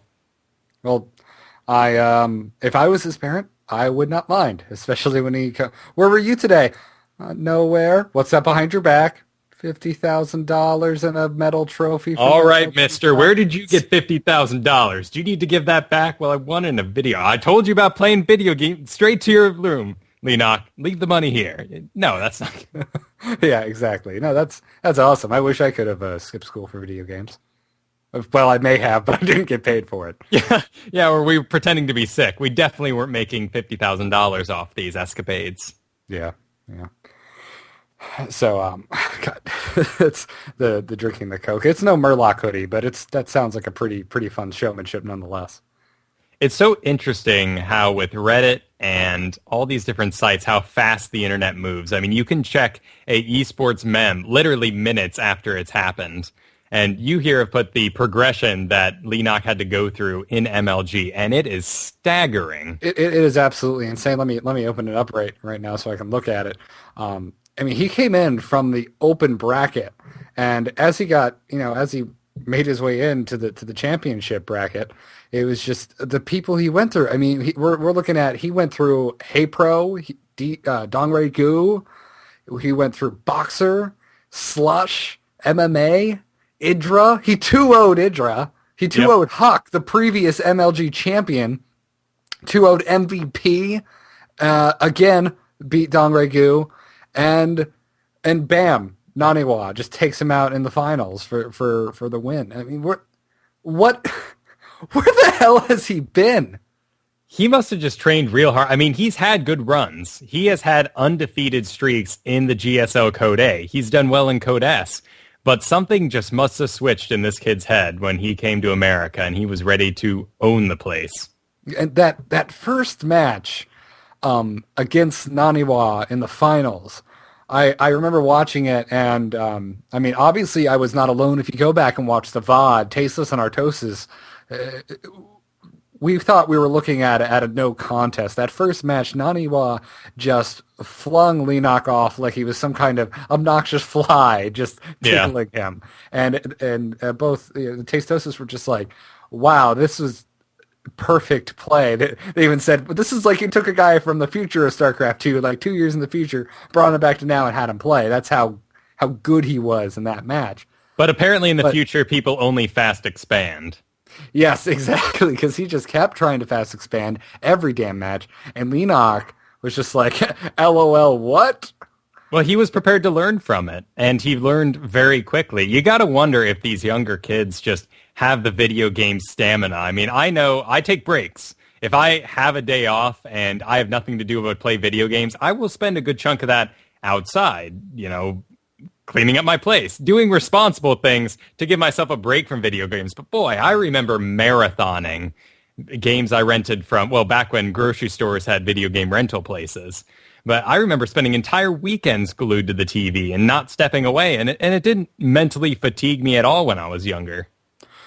Yeah, I don't know. I mean, I do a similar thing. I take breaks, but I take breaks and play other games. Like I'll play 5 ladder matches and then get into Skyrim and then, play the Diablo beta, which I just recently got and is amazing.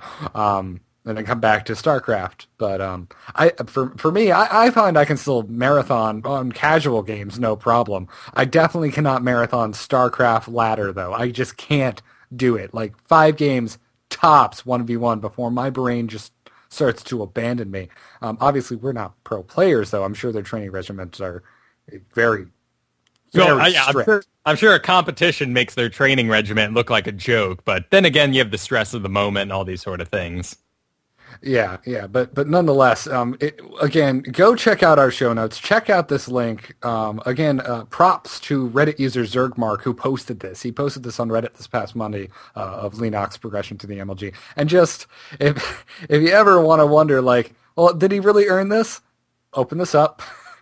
Open this up and take a gander at the 2 O's. I mean, these 2 O's go from his beginning against Infernoz, who I'm sure is, maybe he's a pro player. I'm not entirely sure. I could be wrong.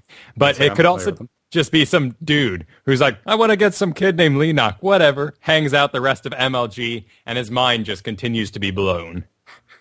He's just like, wow, I really should have asked him for his autograph. Got a picture with him or something.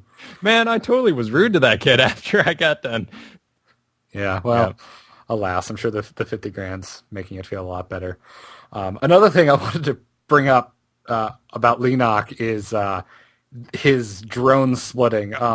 This was during LEENOCK's final match against, Kyle's favorite, Dongray Gu, that secured him the seat in the finals. This is just absolutely amazing control, and we're going to pull that into the show for you real quick and let you see that. It's just nuts. Here we go. He's moving in there. He wants to go for the drones. He needs to split the drones and fast. And, oh my God, only 2 banelings left. And a nice drone split so far. Oh my God, LEENOCK. Absolute. Oh my God. This is absolute madness. Actually the most perfect spread I've ever seen. All the drones are in their own personal space. No one is in each other's comfort bubble, and LEENOCK just saves absolutely everything. Oh. the simultaneous oh my God from Tastosis just besides the amazing drone micro makes that video. Well, that's where they merge together to become the casting Archon. Yeah. My favorite part, though, is these 2 banelings in it that are just wondering about, like, oh, come on. Like, yeah, I'm going to do it. I'm a baneling. Well, I really can't decide. Let me take my pick which one I want to kill. Yeah, that's what we call blue banelings.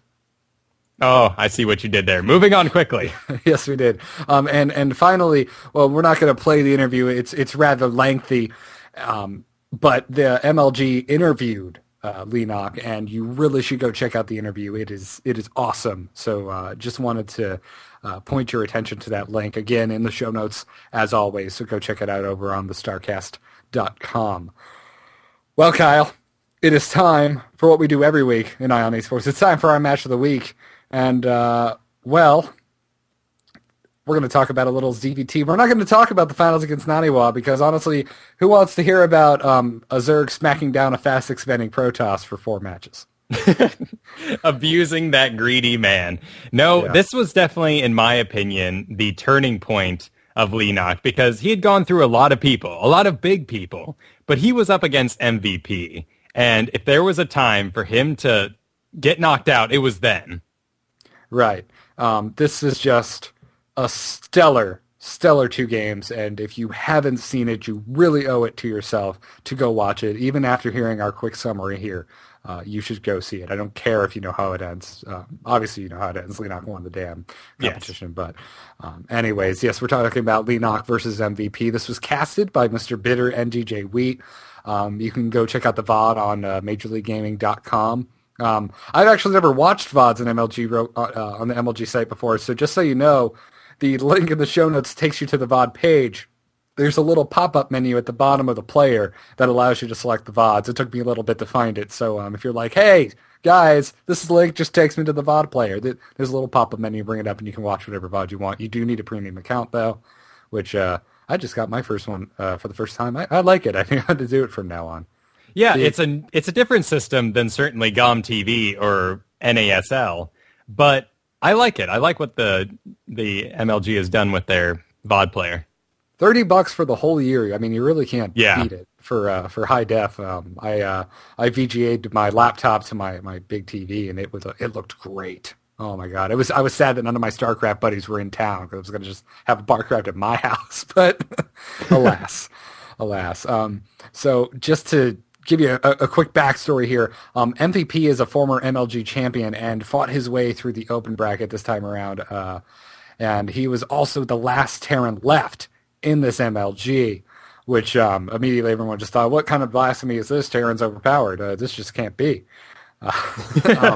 And also, as we mentioned, LEENOCK made his way in through the open bracket, and this was his first frickin' time at MLG. So both these players have a hell of a story for this one particular matchup. Game 1 took place on dual site, and basically MVP kind of tucked his initial barracks into the far top corner of his natural, so started a little mind game with LEENOCK. LEENOCK's scouting drone missed it.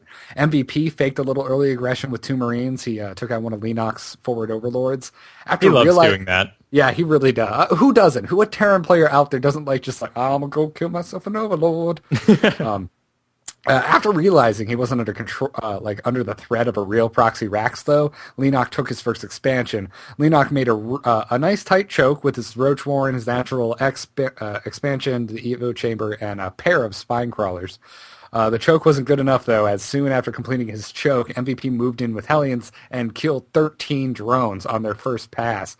On the second pass, it brought the total up to 28. So, very early on in the game, LEENOCK's down 28 drones. Well, and again, we were kind of still in that, we weren't even in the who is this kid kind of moments of the MLG. Everyone was just like, oh, Terran stomping. But also, this began to bring to light just the importance that was happening with the Zerg SimCity going on. Because it's with the Hellions, it's become so important for Zergs to almost wall off. It's getting really strange. Yeah. Yeah, I don't know much else to say about that. You hit the nail on the head. Almost immediately following the harassment of LEENOCK's natural, MVP also dropped Hellions just directly in the main. LEENOCK regained some map control shortly after by getting Mutas and Roaches out. MVP started getting a hardcore mech army massed with a ton of Thors, Hellions, and tanks. LEENOCK responded with teching to Infestors and Broodlords simultaneously. which was funny because if you watched the Day 9 Daily earlier this week, Day 9 was talking about mech play, and he's like, a 200 capped mech army is really kind of almost unkillable, probably the exception being Broodlords, and I'm watching this just like, there it is. Well, and you know what we saw? We saw like 6 Broodlords, Nesty. He didn't overcommit to these guys. No, exactly. Don't get me started on the finals from BlizzCon. such throwaway games. Anyways, the MVP started the death push on LEENOCK's natural, but LEENOCK delayed his Hellions with a clutch fungal growth. MVP became very cautious at this point, moving the majority of his force further back. LEENOCK suffered more drone deaths at the hand of more Hellions. At this point, LEENOCK started to push out with his Broodlords and Corruptors, and LEENOCK lost a ton of transferring drones around the same time, bringing the total to 66 lost workers. They just needed like a ticker in the bottom, like the shit episode from South Park. I mean, he was dropping drones like crazy. Yeah. Immediately after losing those drones, LEENOCK and MVP faced off in the middle of the map, and LEENOCK pulled ahead by using amazing queen transfusions on his Broodlords. LEENOCK pushed out into MVP's main. He even brought queens along off creep to heal. I mean, this was just epic. These things are crawling along, just tossing up transfusions.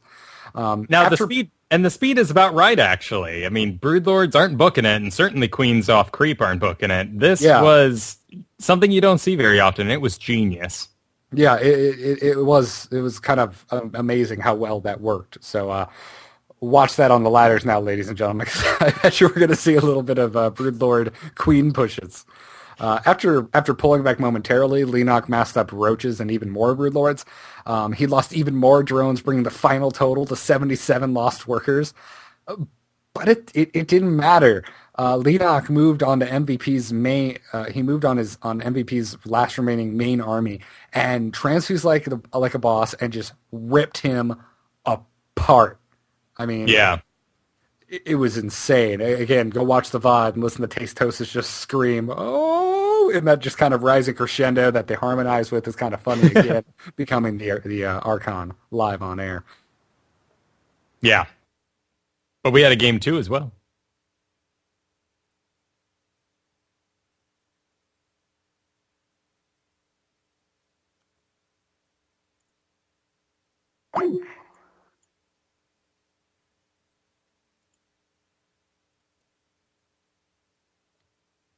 Uh-oh.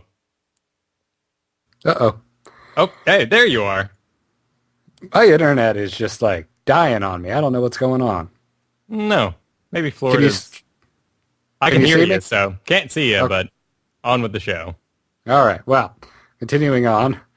Did we get to the part where Transfuse is pretty good?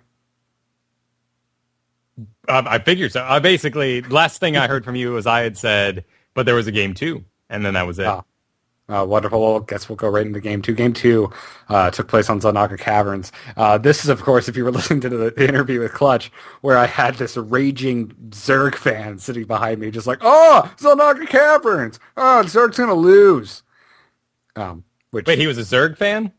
He was a Zerg player wearing the Zerg shirt that I'm currently sporting in... to celebrate the win from LEENOCK. Yeah, he was a fan of Zerg, and Zelnaga Caverns comes up, and he's just like, oh, Zerg versus Terran on Zelnaga Caverns. Oh, you just can't win as Zerg. It's just not going to happen. Yes, if you're poking around, Team Liquid and all these other sites, and you're saying, which maps should I up and down? Yeah, well, you can't upvote, but downvote as my race.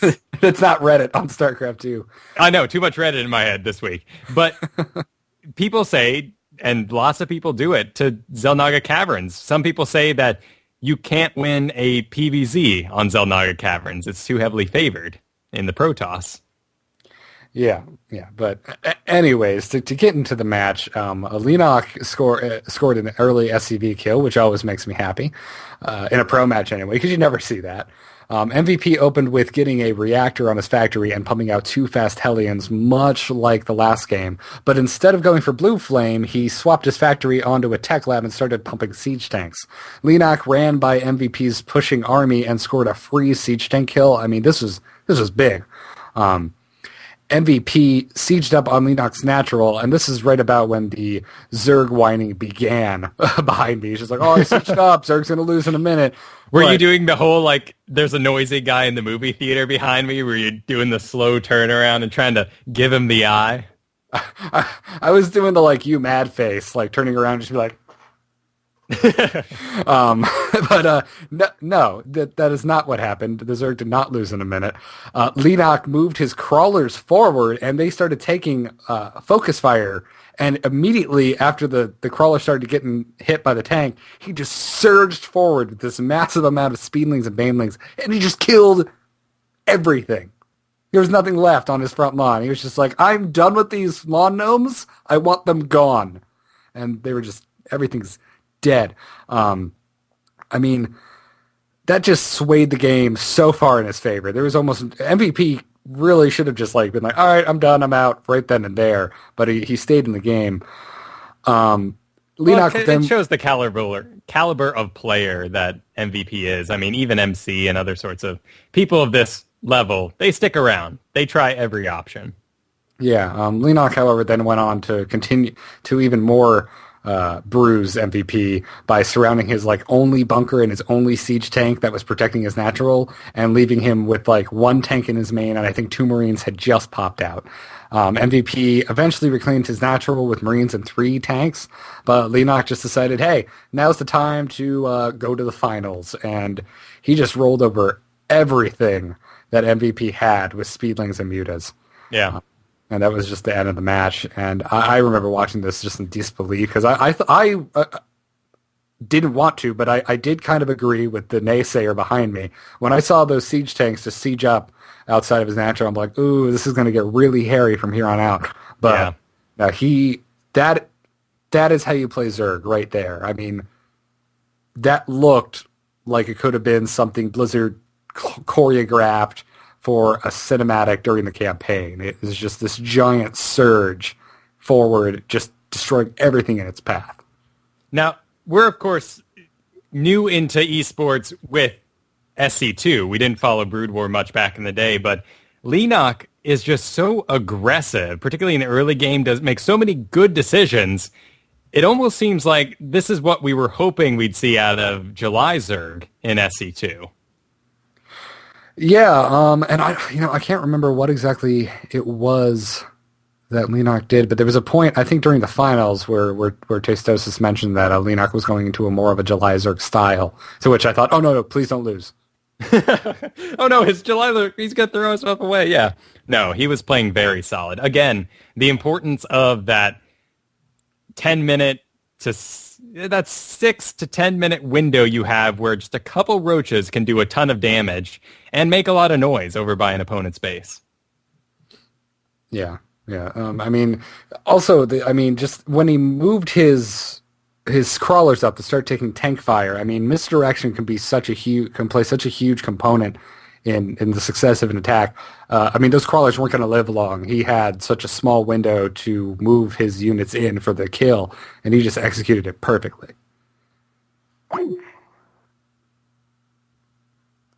So with me, Kyle?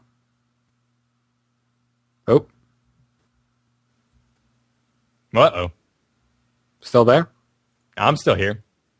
What happened? I don't know. I guess you dropped out. Oh, did I? Well, I'm back now. Oh, this is not going well. Oh, the internet. Yeah.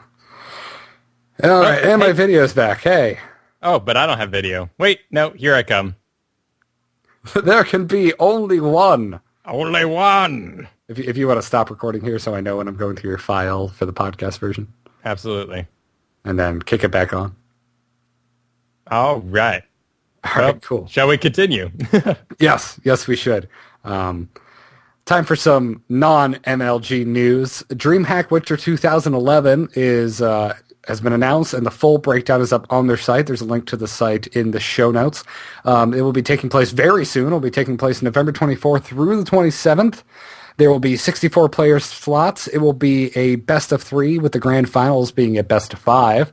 Day 1 will be group play, with 16 groups of 4 players each with 32 advances. Day 2 will be group play with 8 groups of 4 players each with 16 advances. advances. And day 3 will be the playoffs with single elimination. The map pool will be TSL 3 Metalopolis, GSL Antigua Shipyard, GSL Daybreak, GSL Dual Site, ESL Shakuras Plateau, Tal'Darim Alter LE, GSTL GSL Terminus RE, and I don't think Terminus RE could have enough prefixes. There's a link to the official rules in case you were ever curious, of course. Some of the player highlights that'll be there, some of the ones that I'm excited about. Thor Zane, Puma, White Raw, Dong Ray Gu. And Kyle's got his little Dong Ray Gu stream around. I'm going to be wearing my big turkey hat. I'm so excited that I get to have esports on Thanksgiving. I know. I'm going to have to like sneak away or have it on the laptop or something and just be like, oh, it's cool. Oh, what am I thankful for? Esports. IdrA's Mutamicro. Just Haypro will be there, IdrA will be there, HuK, TLO, and tons more. So definitely check it out if you're bored on Thanksgiving and don't feel like watching football. Lord knows I don't feel like watching football. Put it on, let them have their space, enjoy the football, guys, and slink away. Yeah. And hey, if you missed day 9 at MLG Providence, he will be out at DreamHack casting. So we finally get our fix of day 9 again. That is good. But the casters did a great job. Actually, Mr. Bitter and Husky, what was it? It was Mr. Bitter and DJ Wheat made a good team. Yeah, they really did. Mr. Bitter and Husky also casted together. They were kind of swapping everyone around. And I did like the more lesser known casters we got to see this time. Obviously, I know who Mr. Bitter is, but he doesn't. He's yet to be on the MLG main stage. I thought he did a fantastic job. I agree. He's been really representing, and he has some good knowledge. So, that. Yeah, indeed. Also, Team Liquid announces their newest player, Liquid Xenio. Xenio, for those of you who may not know, is a South Korean Zerg player and a former Warcraft 3 player. Previously, Xenio played for Team OGS, but left after a dispute about living in a team house. Team Liquid founder Nazgul addressed the Team Liquid forum goers this past week personally to announce their latest player acquisition. So very excited to see what will be going on with Xenio in the near future. Hopefully, if Team Liquid does like what they did at Providence, we'll see him at the next MLG because they just said, "Hey, Team Liquid, all of you, you're going." Another tournament that really just I feel didn't get any attention this past week was the Zowie Divina Invitational. I just wanted to shed a little light on it. Kind of in the wake of the PPSL drama and the MLG awesomeness, it just kind of got overlooked. The Zowie Divina is it's an all-female StarCraft 2 Invitational that was held from November 11th to November 13th in Taikang, China. It was a small tournament, but it had the largest prize pool of any all-female tournament. So it was only, I believe, 6 players were invited. It was something crazy small. But I remember when the GSL almost a year ago did their female tournament, and then that was it. They didn't won. That was the last I really kind of heard of it, and then we had our first female player performing on the main stage in MLG. So the girls are really getting some love this month for StarCraft 2. First place went to Korean Terran player Aphrodite, who plays for Team StarTale. That's an incredible name. Yes, it is. And she's actually on a team. I don't believe the other 2 runner-ups are on a team, at least none that I could find or know of. But she plays for Team StarTale. Second place went to an American Terran player named Flo. I wonder if it's from those damn commercials. Anyways, she also attended MLG this past weekend, but she was knocked out of the open bracket by a little-known player, Jinro, I believe is his name. Oh, well, I'm sure he was a gentleman. So, and finally, third place went to a Chinese Zerg player, Cola Girl, who is also a former professional Warcraft 3 Night Elf player. And you can see the full wrap-up on Team Liquid. There's a link to that in the show notes as well. So I hope to see a little more light shed on the female scene in StarCraft 2, because it is a total sausage fest right now. Yes, it is. And if you can get your girlfriend there, man, you are the guy with the prize. Yep. Did you see on Reddit recently about how MLG Providence apparently had a body odor issue? Oh, really? Yeah. I was so surprised. I mean, I didn't smell a thing at BlizzCon. It may have been because they were pumping air, smoke, and all sorts of other things in that room to make it epic. but I think Nerds cleaned up for BlizzCon. There was a couple of wafts I got at MLG Orlando, but there was an issue. Well, I'm not sure, I wasn't there, but there was a post saying, listen, guys, if you want to break the stigma about nerds, please shower. Wow. But I was just brought it up, talking about how many guys are involved in StarCraft. But, I remember being pleasantly surprised. MLG Orlando was fine, and BlizzCon, I was really surprised, because we're talking 20-plus thousand people, who all, the majority of, enjoy a game where you spend hours upon hours sitting in front of your computer. And it smelled fantastic. I'm looking at the pictures of this this tournament, all-female tournament from China, and it is so pink. Yes, it is. It's very pink. It is proud. They even have pink monitors. Oh, this is wonderful. Well, nonetheless, that does it for Ion Esports. It is time to get a little more lighthearted. Let's get into emails. Incoming transmission. Patching you through. The Yamato is loaded, and so am I. And welcome to emails for this week. First up, we're going to start with Sandman, who is back with his next Modspot.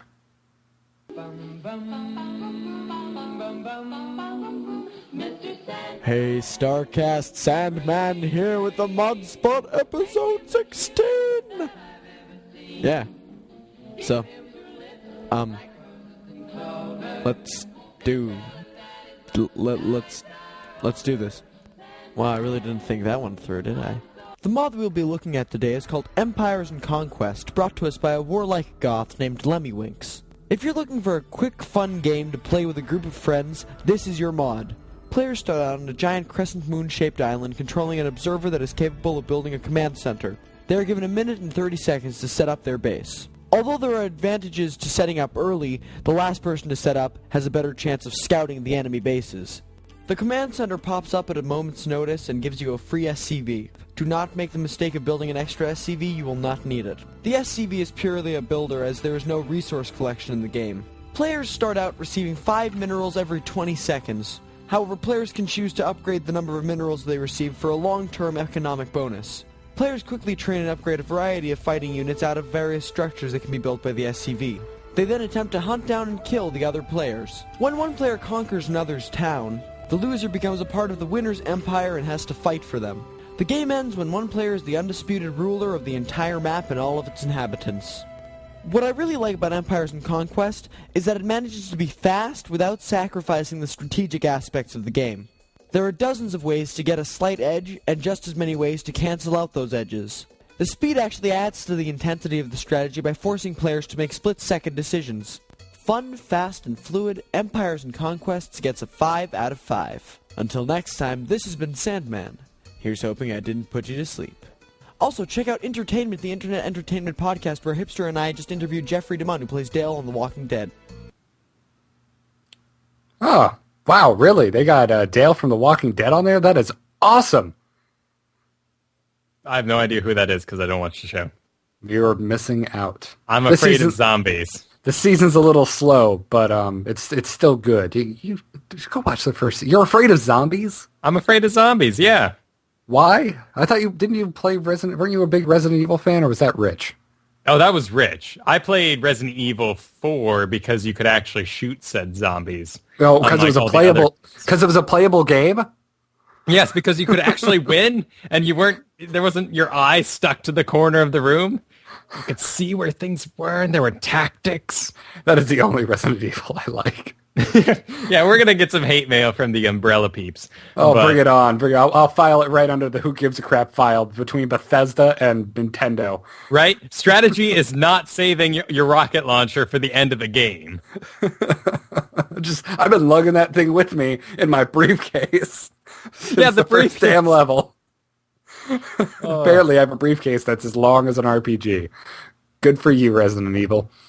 Anyways, thank you for that, Sandman. Coming up next is Hipster's Community Action News. Hello, StarCast listeners. This is Hipster with the StarCast Community Report. This week in the world of esports, the MLG Providence National Championship took place. Many players had a strong showing, but Naniwa was looking like he was going to take it all home. 16-year-old LEENOCK, an unknown player from FXO Gaming, came out of the blue and took the top spot. In his way there, he took out Druby, Haypro, Boxer, DRG, MMA, Slush, IdrA, HuK, and Naniwa. This week in the forums, threads such as the music sharing thread, the randoms, memes, and pics thread, and the Platinum Vertus Primo have been very popular. The If You Could Ban a Unit thread gained a lot of popularity because everyone posted their hate on other game units. The IRL StarCraft moments and the MLG Providence discussion also flourished towards the end of the week. The main strategy threads discuss link bailing siege line breaks and winning TVP without the 111. A great deal of the posts in the League of Legends section of the forums have discussed the referral trick, creating low-level accounts to level up better characters, helping their low-level StarCasters in the process. Is the effort worth the potential outcome? On other news, Achilles, team manager from Team CVO, gave the StarCast Community Action News an exclusive. He stated that there will soon be tryouts for new Team CVO members. More details are soon to be released. If you're a high diamond or a masters player, you just might have a shot. In the My Little Pony community, there has been a lot This was Hipster with the StarCast Community Action News. Everyone, have a very good week. Back to you, Garrett and Kyle. Thank you, Hipster, live from the StarCast dungeon where we keep anyone who mentions the word pony and beat them until they die. And thank you for saying it, Hipster. We really appreciate it. You know, and I think we need to say, and now to Hipster. That's a good point. Excellent segment. Don't strain your voice there. Sounds like you're trying to talk a little low.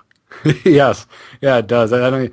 Sounds like a voice actor from the Pokemon cartoon. I don't know who it is, though, but it reminds me of someone. Oh, yeah, the Ash Ketchum and his friends set out. There you go. Yeah, last time on Pokemon.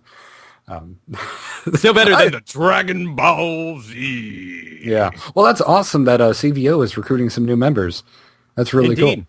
You know, he mentioned ever so briefly that people were making side accounts for League of Legends. Well, we forgot to completely mention that this weekend, StarCraft is on sale for 50% off. Yes, it is. I just saw that on Reddit while I walked away from my computer and was watching our own stream during the Clutch interview. It is $30, so pick it up. If you want a second account, maybe you can finally talk your girlfriend into playing with you and just be like, here's your own account. I will not backseat game, I promise. That's a tough promise to keep, so only say you're going to keep it. Believe me, it is, because I walked out of StarCast last week to find my girlfriend playing Skyrim on my computer, and I was so proud. I was like, oh, I will leave you alone. And then she got to the dragon fight. I'm like, run over here! Get behind that! Stab it! And then she's just like, leave me alone, Garrett. I can do this. And then she deleted my Nord, because apparently all I ever used was quick saves, and I didn't know that you had to do a hard save. Oh, no good. Yeah, I was teaching my girlfriend how to play, and I was like, A move. A move. Just, you know, I'm just going to leave. I'm going to leave and let you enjoy this. Yep. Listen to StarCast if you want to get better. When you want me to backseat game for you, turn on my podcast. That's fantastic. You know, if we ever do another gaming show, Kyle, we should call it Backseat Gaming. Oh, it's nothing but it's like what's the Mystery Science Theater. Oh, that'd be fantastic. Like, all right, like guys. A real shooter. Yeah, or not even. We could just be like, all right, guys, send in your playthroughs of levels 1 through 3 of Uncharted, and then we just put it up and we just sit there and be like, oh, you jackass! How did you not hit that guy? See, I want to do like Area 51, and you're like, shoot right, shoot bottom left, shoot right. Oh, what a cheap shot! This level makes no sense. That'd be fun. I blew so many quarters on that. That Time Crisis and House of the Dead 2 at the local bowling alley when I was a kid. Who knew a footpad could add so much? Yeah. Oh, Time Crisis was the best. I was kind of a gun nut when I was a kid, which is probably not a healthy thing for a kid to be obsessed with. But I always thought Time Crisis was a cool shooter because it had the guns that actually had the slider kick back when you fired. Oh yeah, recoil. But they were always freaking broken. Yeah. Anyways, getting back on topic. Oh, House of the Dead. Before we go too far, that was a good one. Yes, yeah, I think I mentioned that, but nonetheless, Discarax writes in. He says, "Hey guys, yesterday I had an opportunity to present a brief summary of esports and the marketing opportunities it presents to the creative account group at PBJS, where I work. You can find the website at pbjs.com. The presentation went very well. I've attached the deck I used so you guys can look over it." He says a few of the presentation highlights included a universal response from everyone in the room yelling, "Holy biscuit. I had no idea esports was so big." The senior creative director said, "Wow, this seems like a perfect opportunity for us to pitch to our clients." He said another creative director said, "We've been looking for a case study to showcase how interactive marketing works in conjunction with live events, and this seems perfect for it." And also tons of really good questions about both the esports demographic and what types of brands should be in the space. Discarax writes on that the presentation went so well that I'm going to coordinate an office field trip to Chaos Bistro, the home of Barcraft, a few blocks away later this month for some GSL or DreamHack action. He said, "I'm doing my part to not kill esports. Have a great show." And you have a great time at work, Discarax, because that is epic. I wish I worked anywhere where a presentation like that would be deemed even remotely relevant. I'm sure this is not the people he works with, but I totally see like the corporate stuffies walking into a bar and being like, "What, do I sit down here? What is this? Is this not an executives club? What's this on the TV?" But then they just have a great time. Someone has a tie on their head by the end of it. Tie on their head. Micro. I don't know what it means, but I like this word. Give this man a promotion. And they're starting to get the advertisements a little more correct. I mean, this past time we saw disposable razors. That was kind of an odd one. The U.S. Army still advertising at the MLG, which makes sense. Strategy games, Army.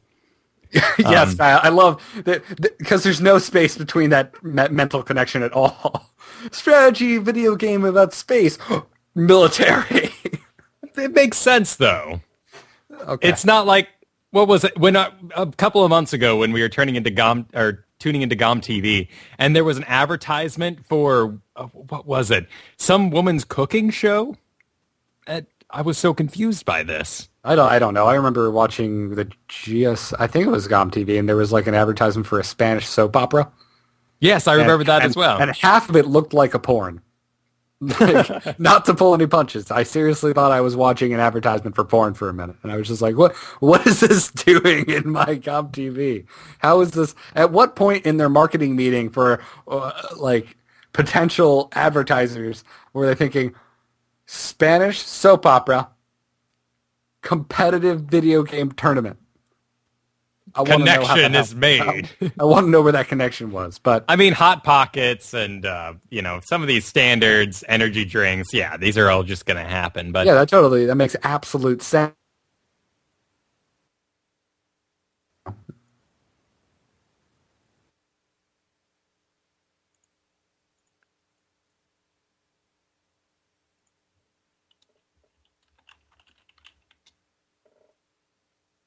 Televised. Oh, he almost came back. Am I here? Okay. Yes. Okay. Speak again. Can you hear me? Okay, cool. Starting the record again. Lost you at energy drinks. Okay. Well, I was concerning energy drinks. That makes sense. Just like gaming computers and all that. But I guess we'll never know, Kyle, why Spanish soap operas and GSL ever got connected. Who knows? They could have had a huge jump in their ratings. Indeed. SCVs writes in. He says, "Hey, Garrett and Kyle, a few episodes ago, you guys talked about StarCraft 2 being televised on a network like ESPN. It reminded me of when I went to China last summer and watched televised StarCraft 2. It was really cool. One thing it did was help me keep my sanity while I was over there, since it was quite boring at times. There were two female casters who both knew a lot about the game and were entertaining. Between games, cameras would show the players and their reactions. It was interesting to watch. The broadcast quality was a bit low, looking like a YouTube video, but I don't know if it was just on my TV. Overall, televised Pro StarCraft 2 games are definitely possible and have already been done. Thank you for your time. I'm SSCVs." I think we would have to know the internet infrastructure of China to really understand why they chose to put it on TV. Because who was it? It was one of the two guys I met at the Barcraft. I think it was Johnny. He was explaining to me that Korea, the reason why they have such good esports is because the government made these big steps to build a really strong internet infrastructure in the early days, which is why I was able to take off there. Now, if you're going to be televising LAN events, then it makes sense that you would be doing this on television because that's your outlet. Agreed. And we weren't by any means saying that it hasn't been televised before. It's fairly common knowledge within, our community that Korea's had StarCraft tournaments on television for a very long time. I mean, it's more or less their NFL. And China as well. Yes, exactly. I mean, Brood War has been on TV in respective Asian countries for a while. Yeah. It's a while being a technical term to measure time. I think we would all love to see it on TV for the notoriety of it, so we can all say we were there when it wasn't on TV. But would we tune into it? To answer my own question, I doubt it, because I don't even own cable TV. I do, so I would. I think it would almost be more worth their while to almost do it in a pay-per-view type style, though, like Blizzard does with the BlizzCon feed. Except for the love of God, get someone besides DirecTV, Blizzard. Who the hell has satellite? I mean, I did when I lived out in the boonies because I had no other choice, but most people are on like Verizon or Comcast or Time Warner. Get in on one of those. The pay and then again, with the pay-per-view sort of thing, that's an event that people are going to sit down at. With the internet, we have the power of VODs, which is such an amazing ability. It really is. But I mean, I would pay $15 for a week to have all of the MLG streamed directly to my TV in high definition quality for all 3 days. Like that would be worth the money for me. So I just to save me the hassle of trying to hook up my computer, get audio out of my computer to my TV, not overheat my tiny little laptop by streaming it to a 53-inch flat screen. It would be so worth the money to me, but I'm sure it's not the easiest thing in the world to just be like, hey, can we start a pay? There's a lot of.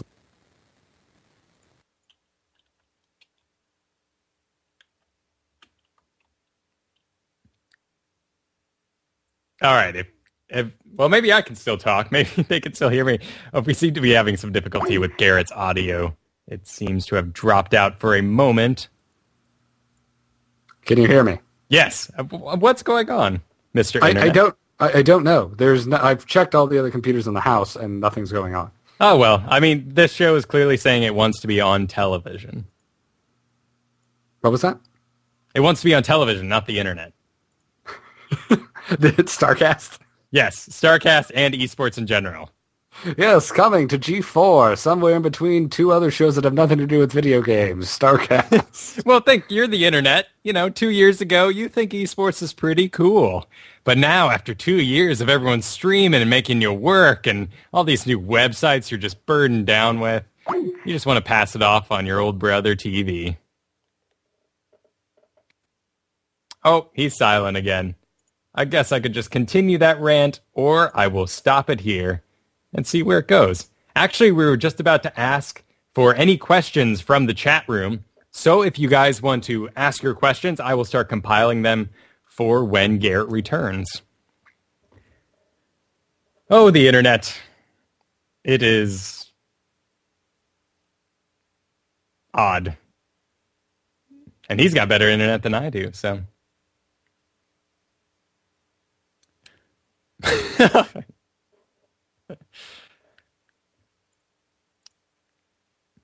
Oh. Nope.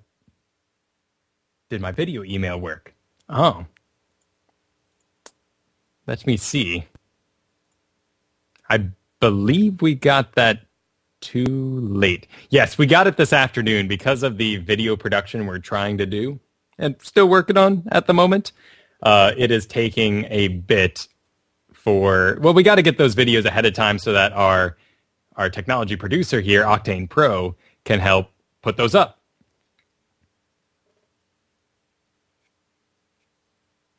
There's also a comment that this overlay makes it look like I'm in gold and Garrett's in diamond. That or Garrett's in bronze and diamond, and I'm in gold and platinum. I think I win out in this situation.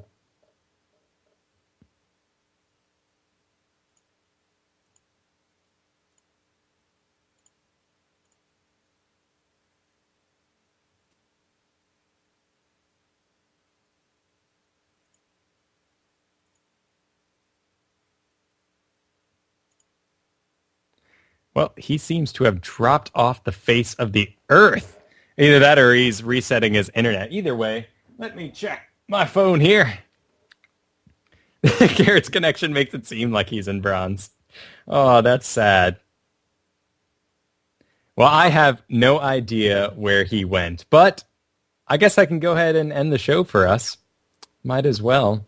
That's sad. I really wanted to take your all's questions from the chat room. Thank you so much for hanging out and stopping by for the live show. Really appreciate y'all. And thank you for upping the Reddit posts and checking out the Team Liquid and posting over there this week. We've been trying to infiltrate some more pro markets, I guess you could say. We've had a very casual crowd for a while, and we want to keep it that way.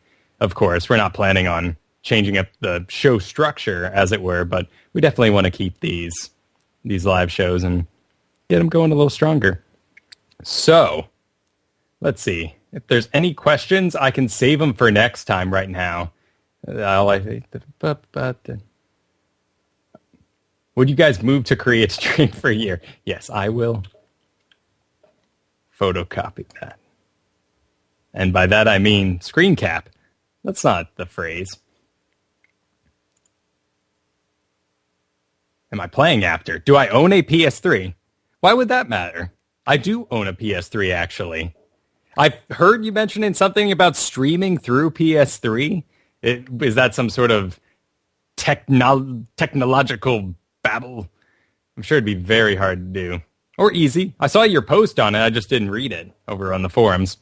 Well, at any rate, let me record the ending here. I drink hot chocolate with rice milk because I am lactose intolerant. Not horribly, though, so I can still have cheese, thank goodness, and ice cream as long as I have some bread ahead of time. But that's thrilling to know. At any rate, we have iTunes thank yous. Thank you to John CP. No comment there. If you want more StarCast, you can go to thestarcast.com. That's where you can find everything StarCast, the official Twitter, Facebook, forums, and music for the show, as well as donate to our show or sponsor an entire episode. We really appreciate any help from you, the listeners.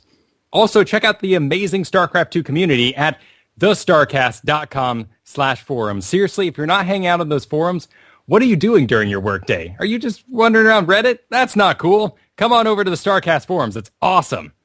Don't forget to check under show discussion for the weekly esports matchup. Now, I know we haven't had the weekly esports matchup votes in a bit. That's because, well, our votes have been kind of decided for us by the awesome games that are happening, like MVP versus LEENOCK. That had to happen right there. You can also send your emails to the show at starcastshow@gmail.com or call the StarCast line at 941-882-0281. I've looked it up. That number does not spell anything, and it makes me very sad. I wish we could, have a 941 StarCast, but no, it doesn't work that way. That's where we get all our strategies, random emails, so send your strats, questions, comments, and MP3 attachments under 90 seconds to there. Check out the StarCast Android app. It was made for us by a college student, and it's awesome, and he keeps updating it. It's still working. Check it out. Follow StarCast at thestarcast.com. Honestly, follow that because it's so much fun getting to tweet with you guys, getting to tweet back at you guys during these events, getting to have that extra bit of interaction during these live events. And if you're hanging out, tweet us your pictures. We'd love to post them over on the website. Follow Garrett at Garrett Art, if his internet ever comes back. Follow me, who has internet, at Kyle Ferguson. Also, check out Team CVO's YouTube channel at youtube.com/TeamCVO. This week on Biggest Fan, we're going to be tackling the Muppets, new and old. Next week, I can announce that we are going to have Mork on the show, so please send in your strategies for him, our new Masters player for Team CVO. Don't forget to check out our sponsors, Doghouse Systems, for the best gaming computers you'll find anywhere, not to mention their wonderful customer service. Use the code StarCast and Biscuit to get a $25 Jinx card with your next purchase. Visit doghousesystems.com. And do we have community segments? There's a stick around after the show. Nope, there's nothing after the show. We were going to try to stream Diablo again, but once again, technological issues. Cheese pizza is delicious, but have you ever had blue cheese sausage pizza? Now that is delicious. Unless you don't like blue cheese, which I apologize. You're missing out. Good stuff. Work a day job? A college student made that MLG trophy? Really?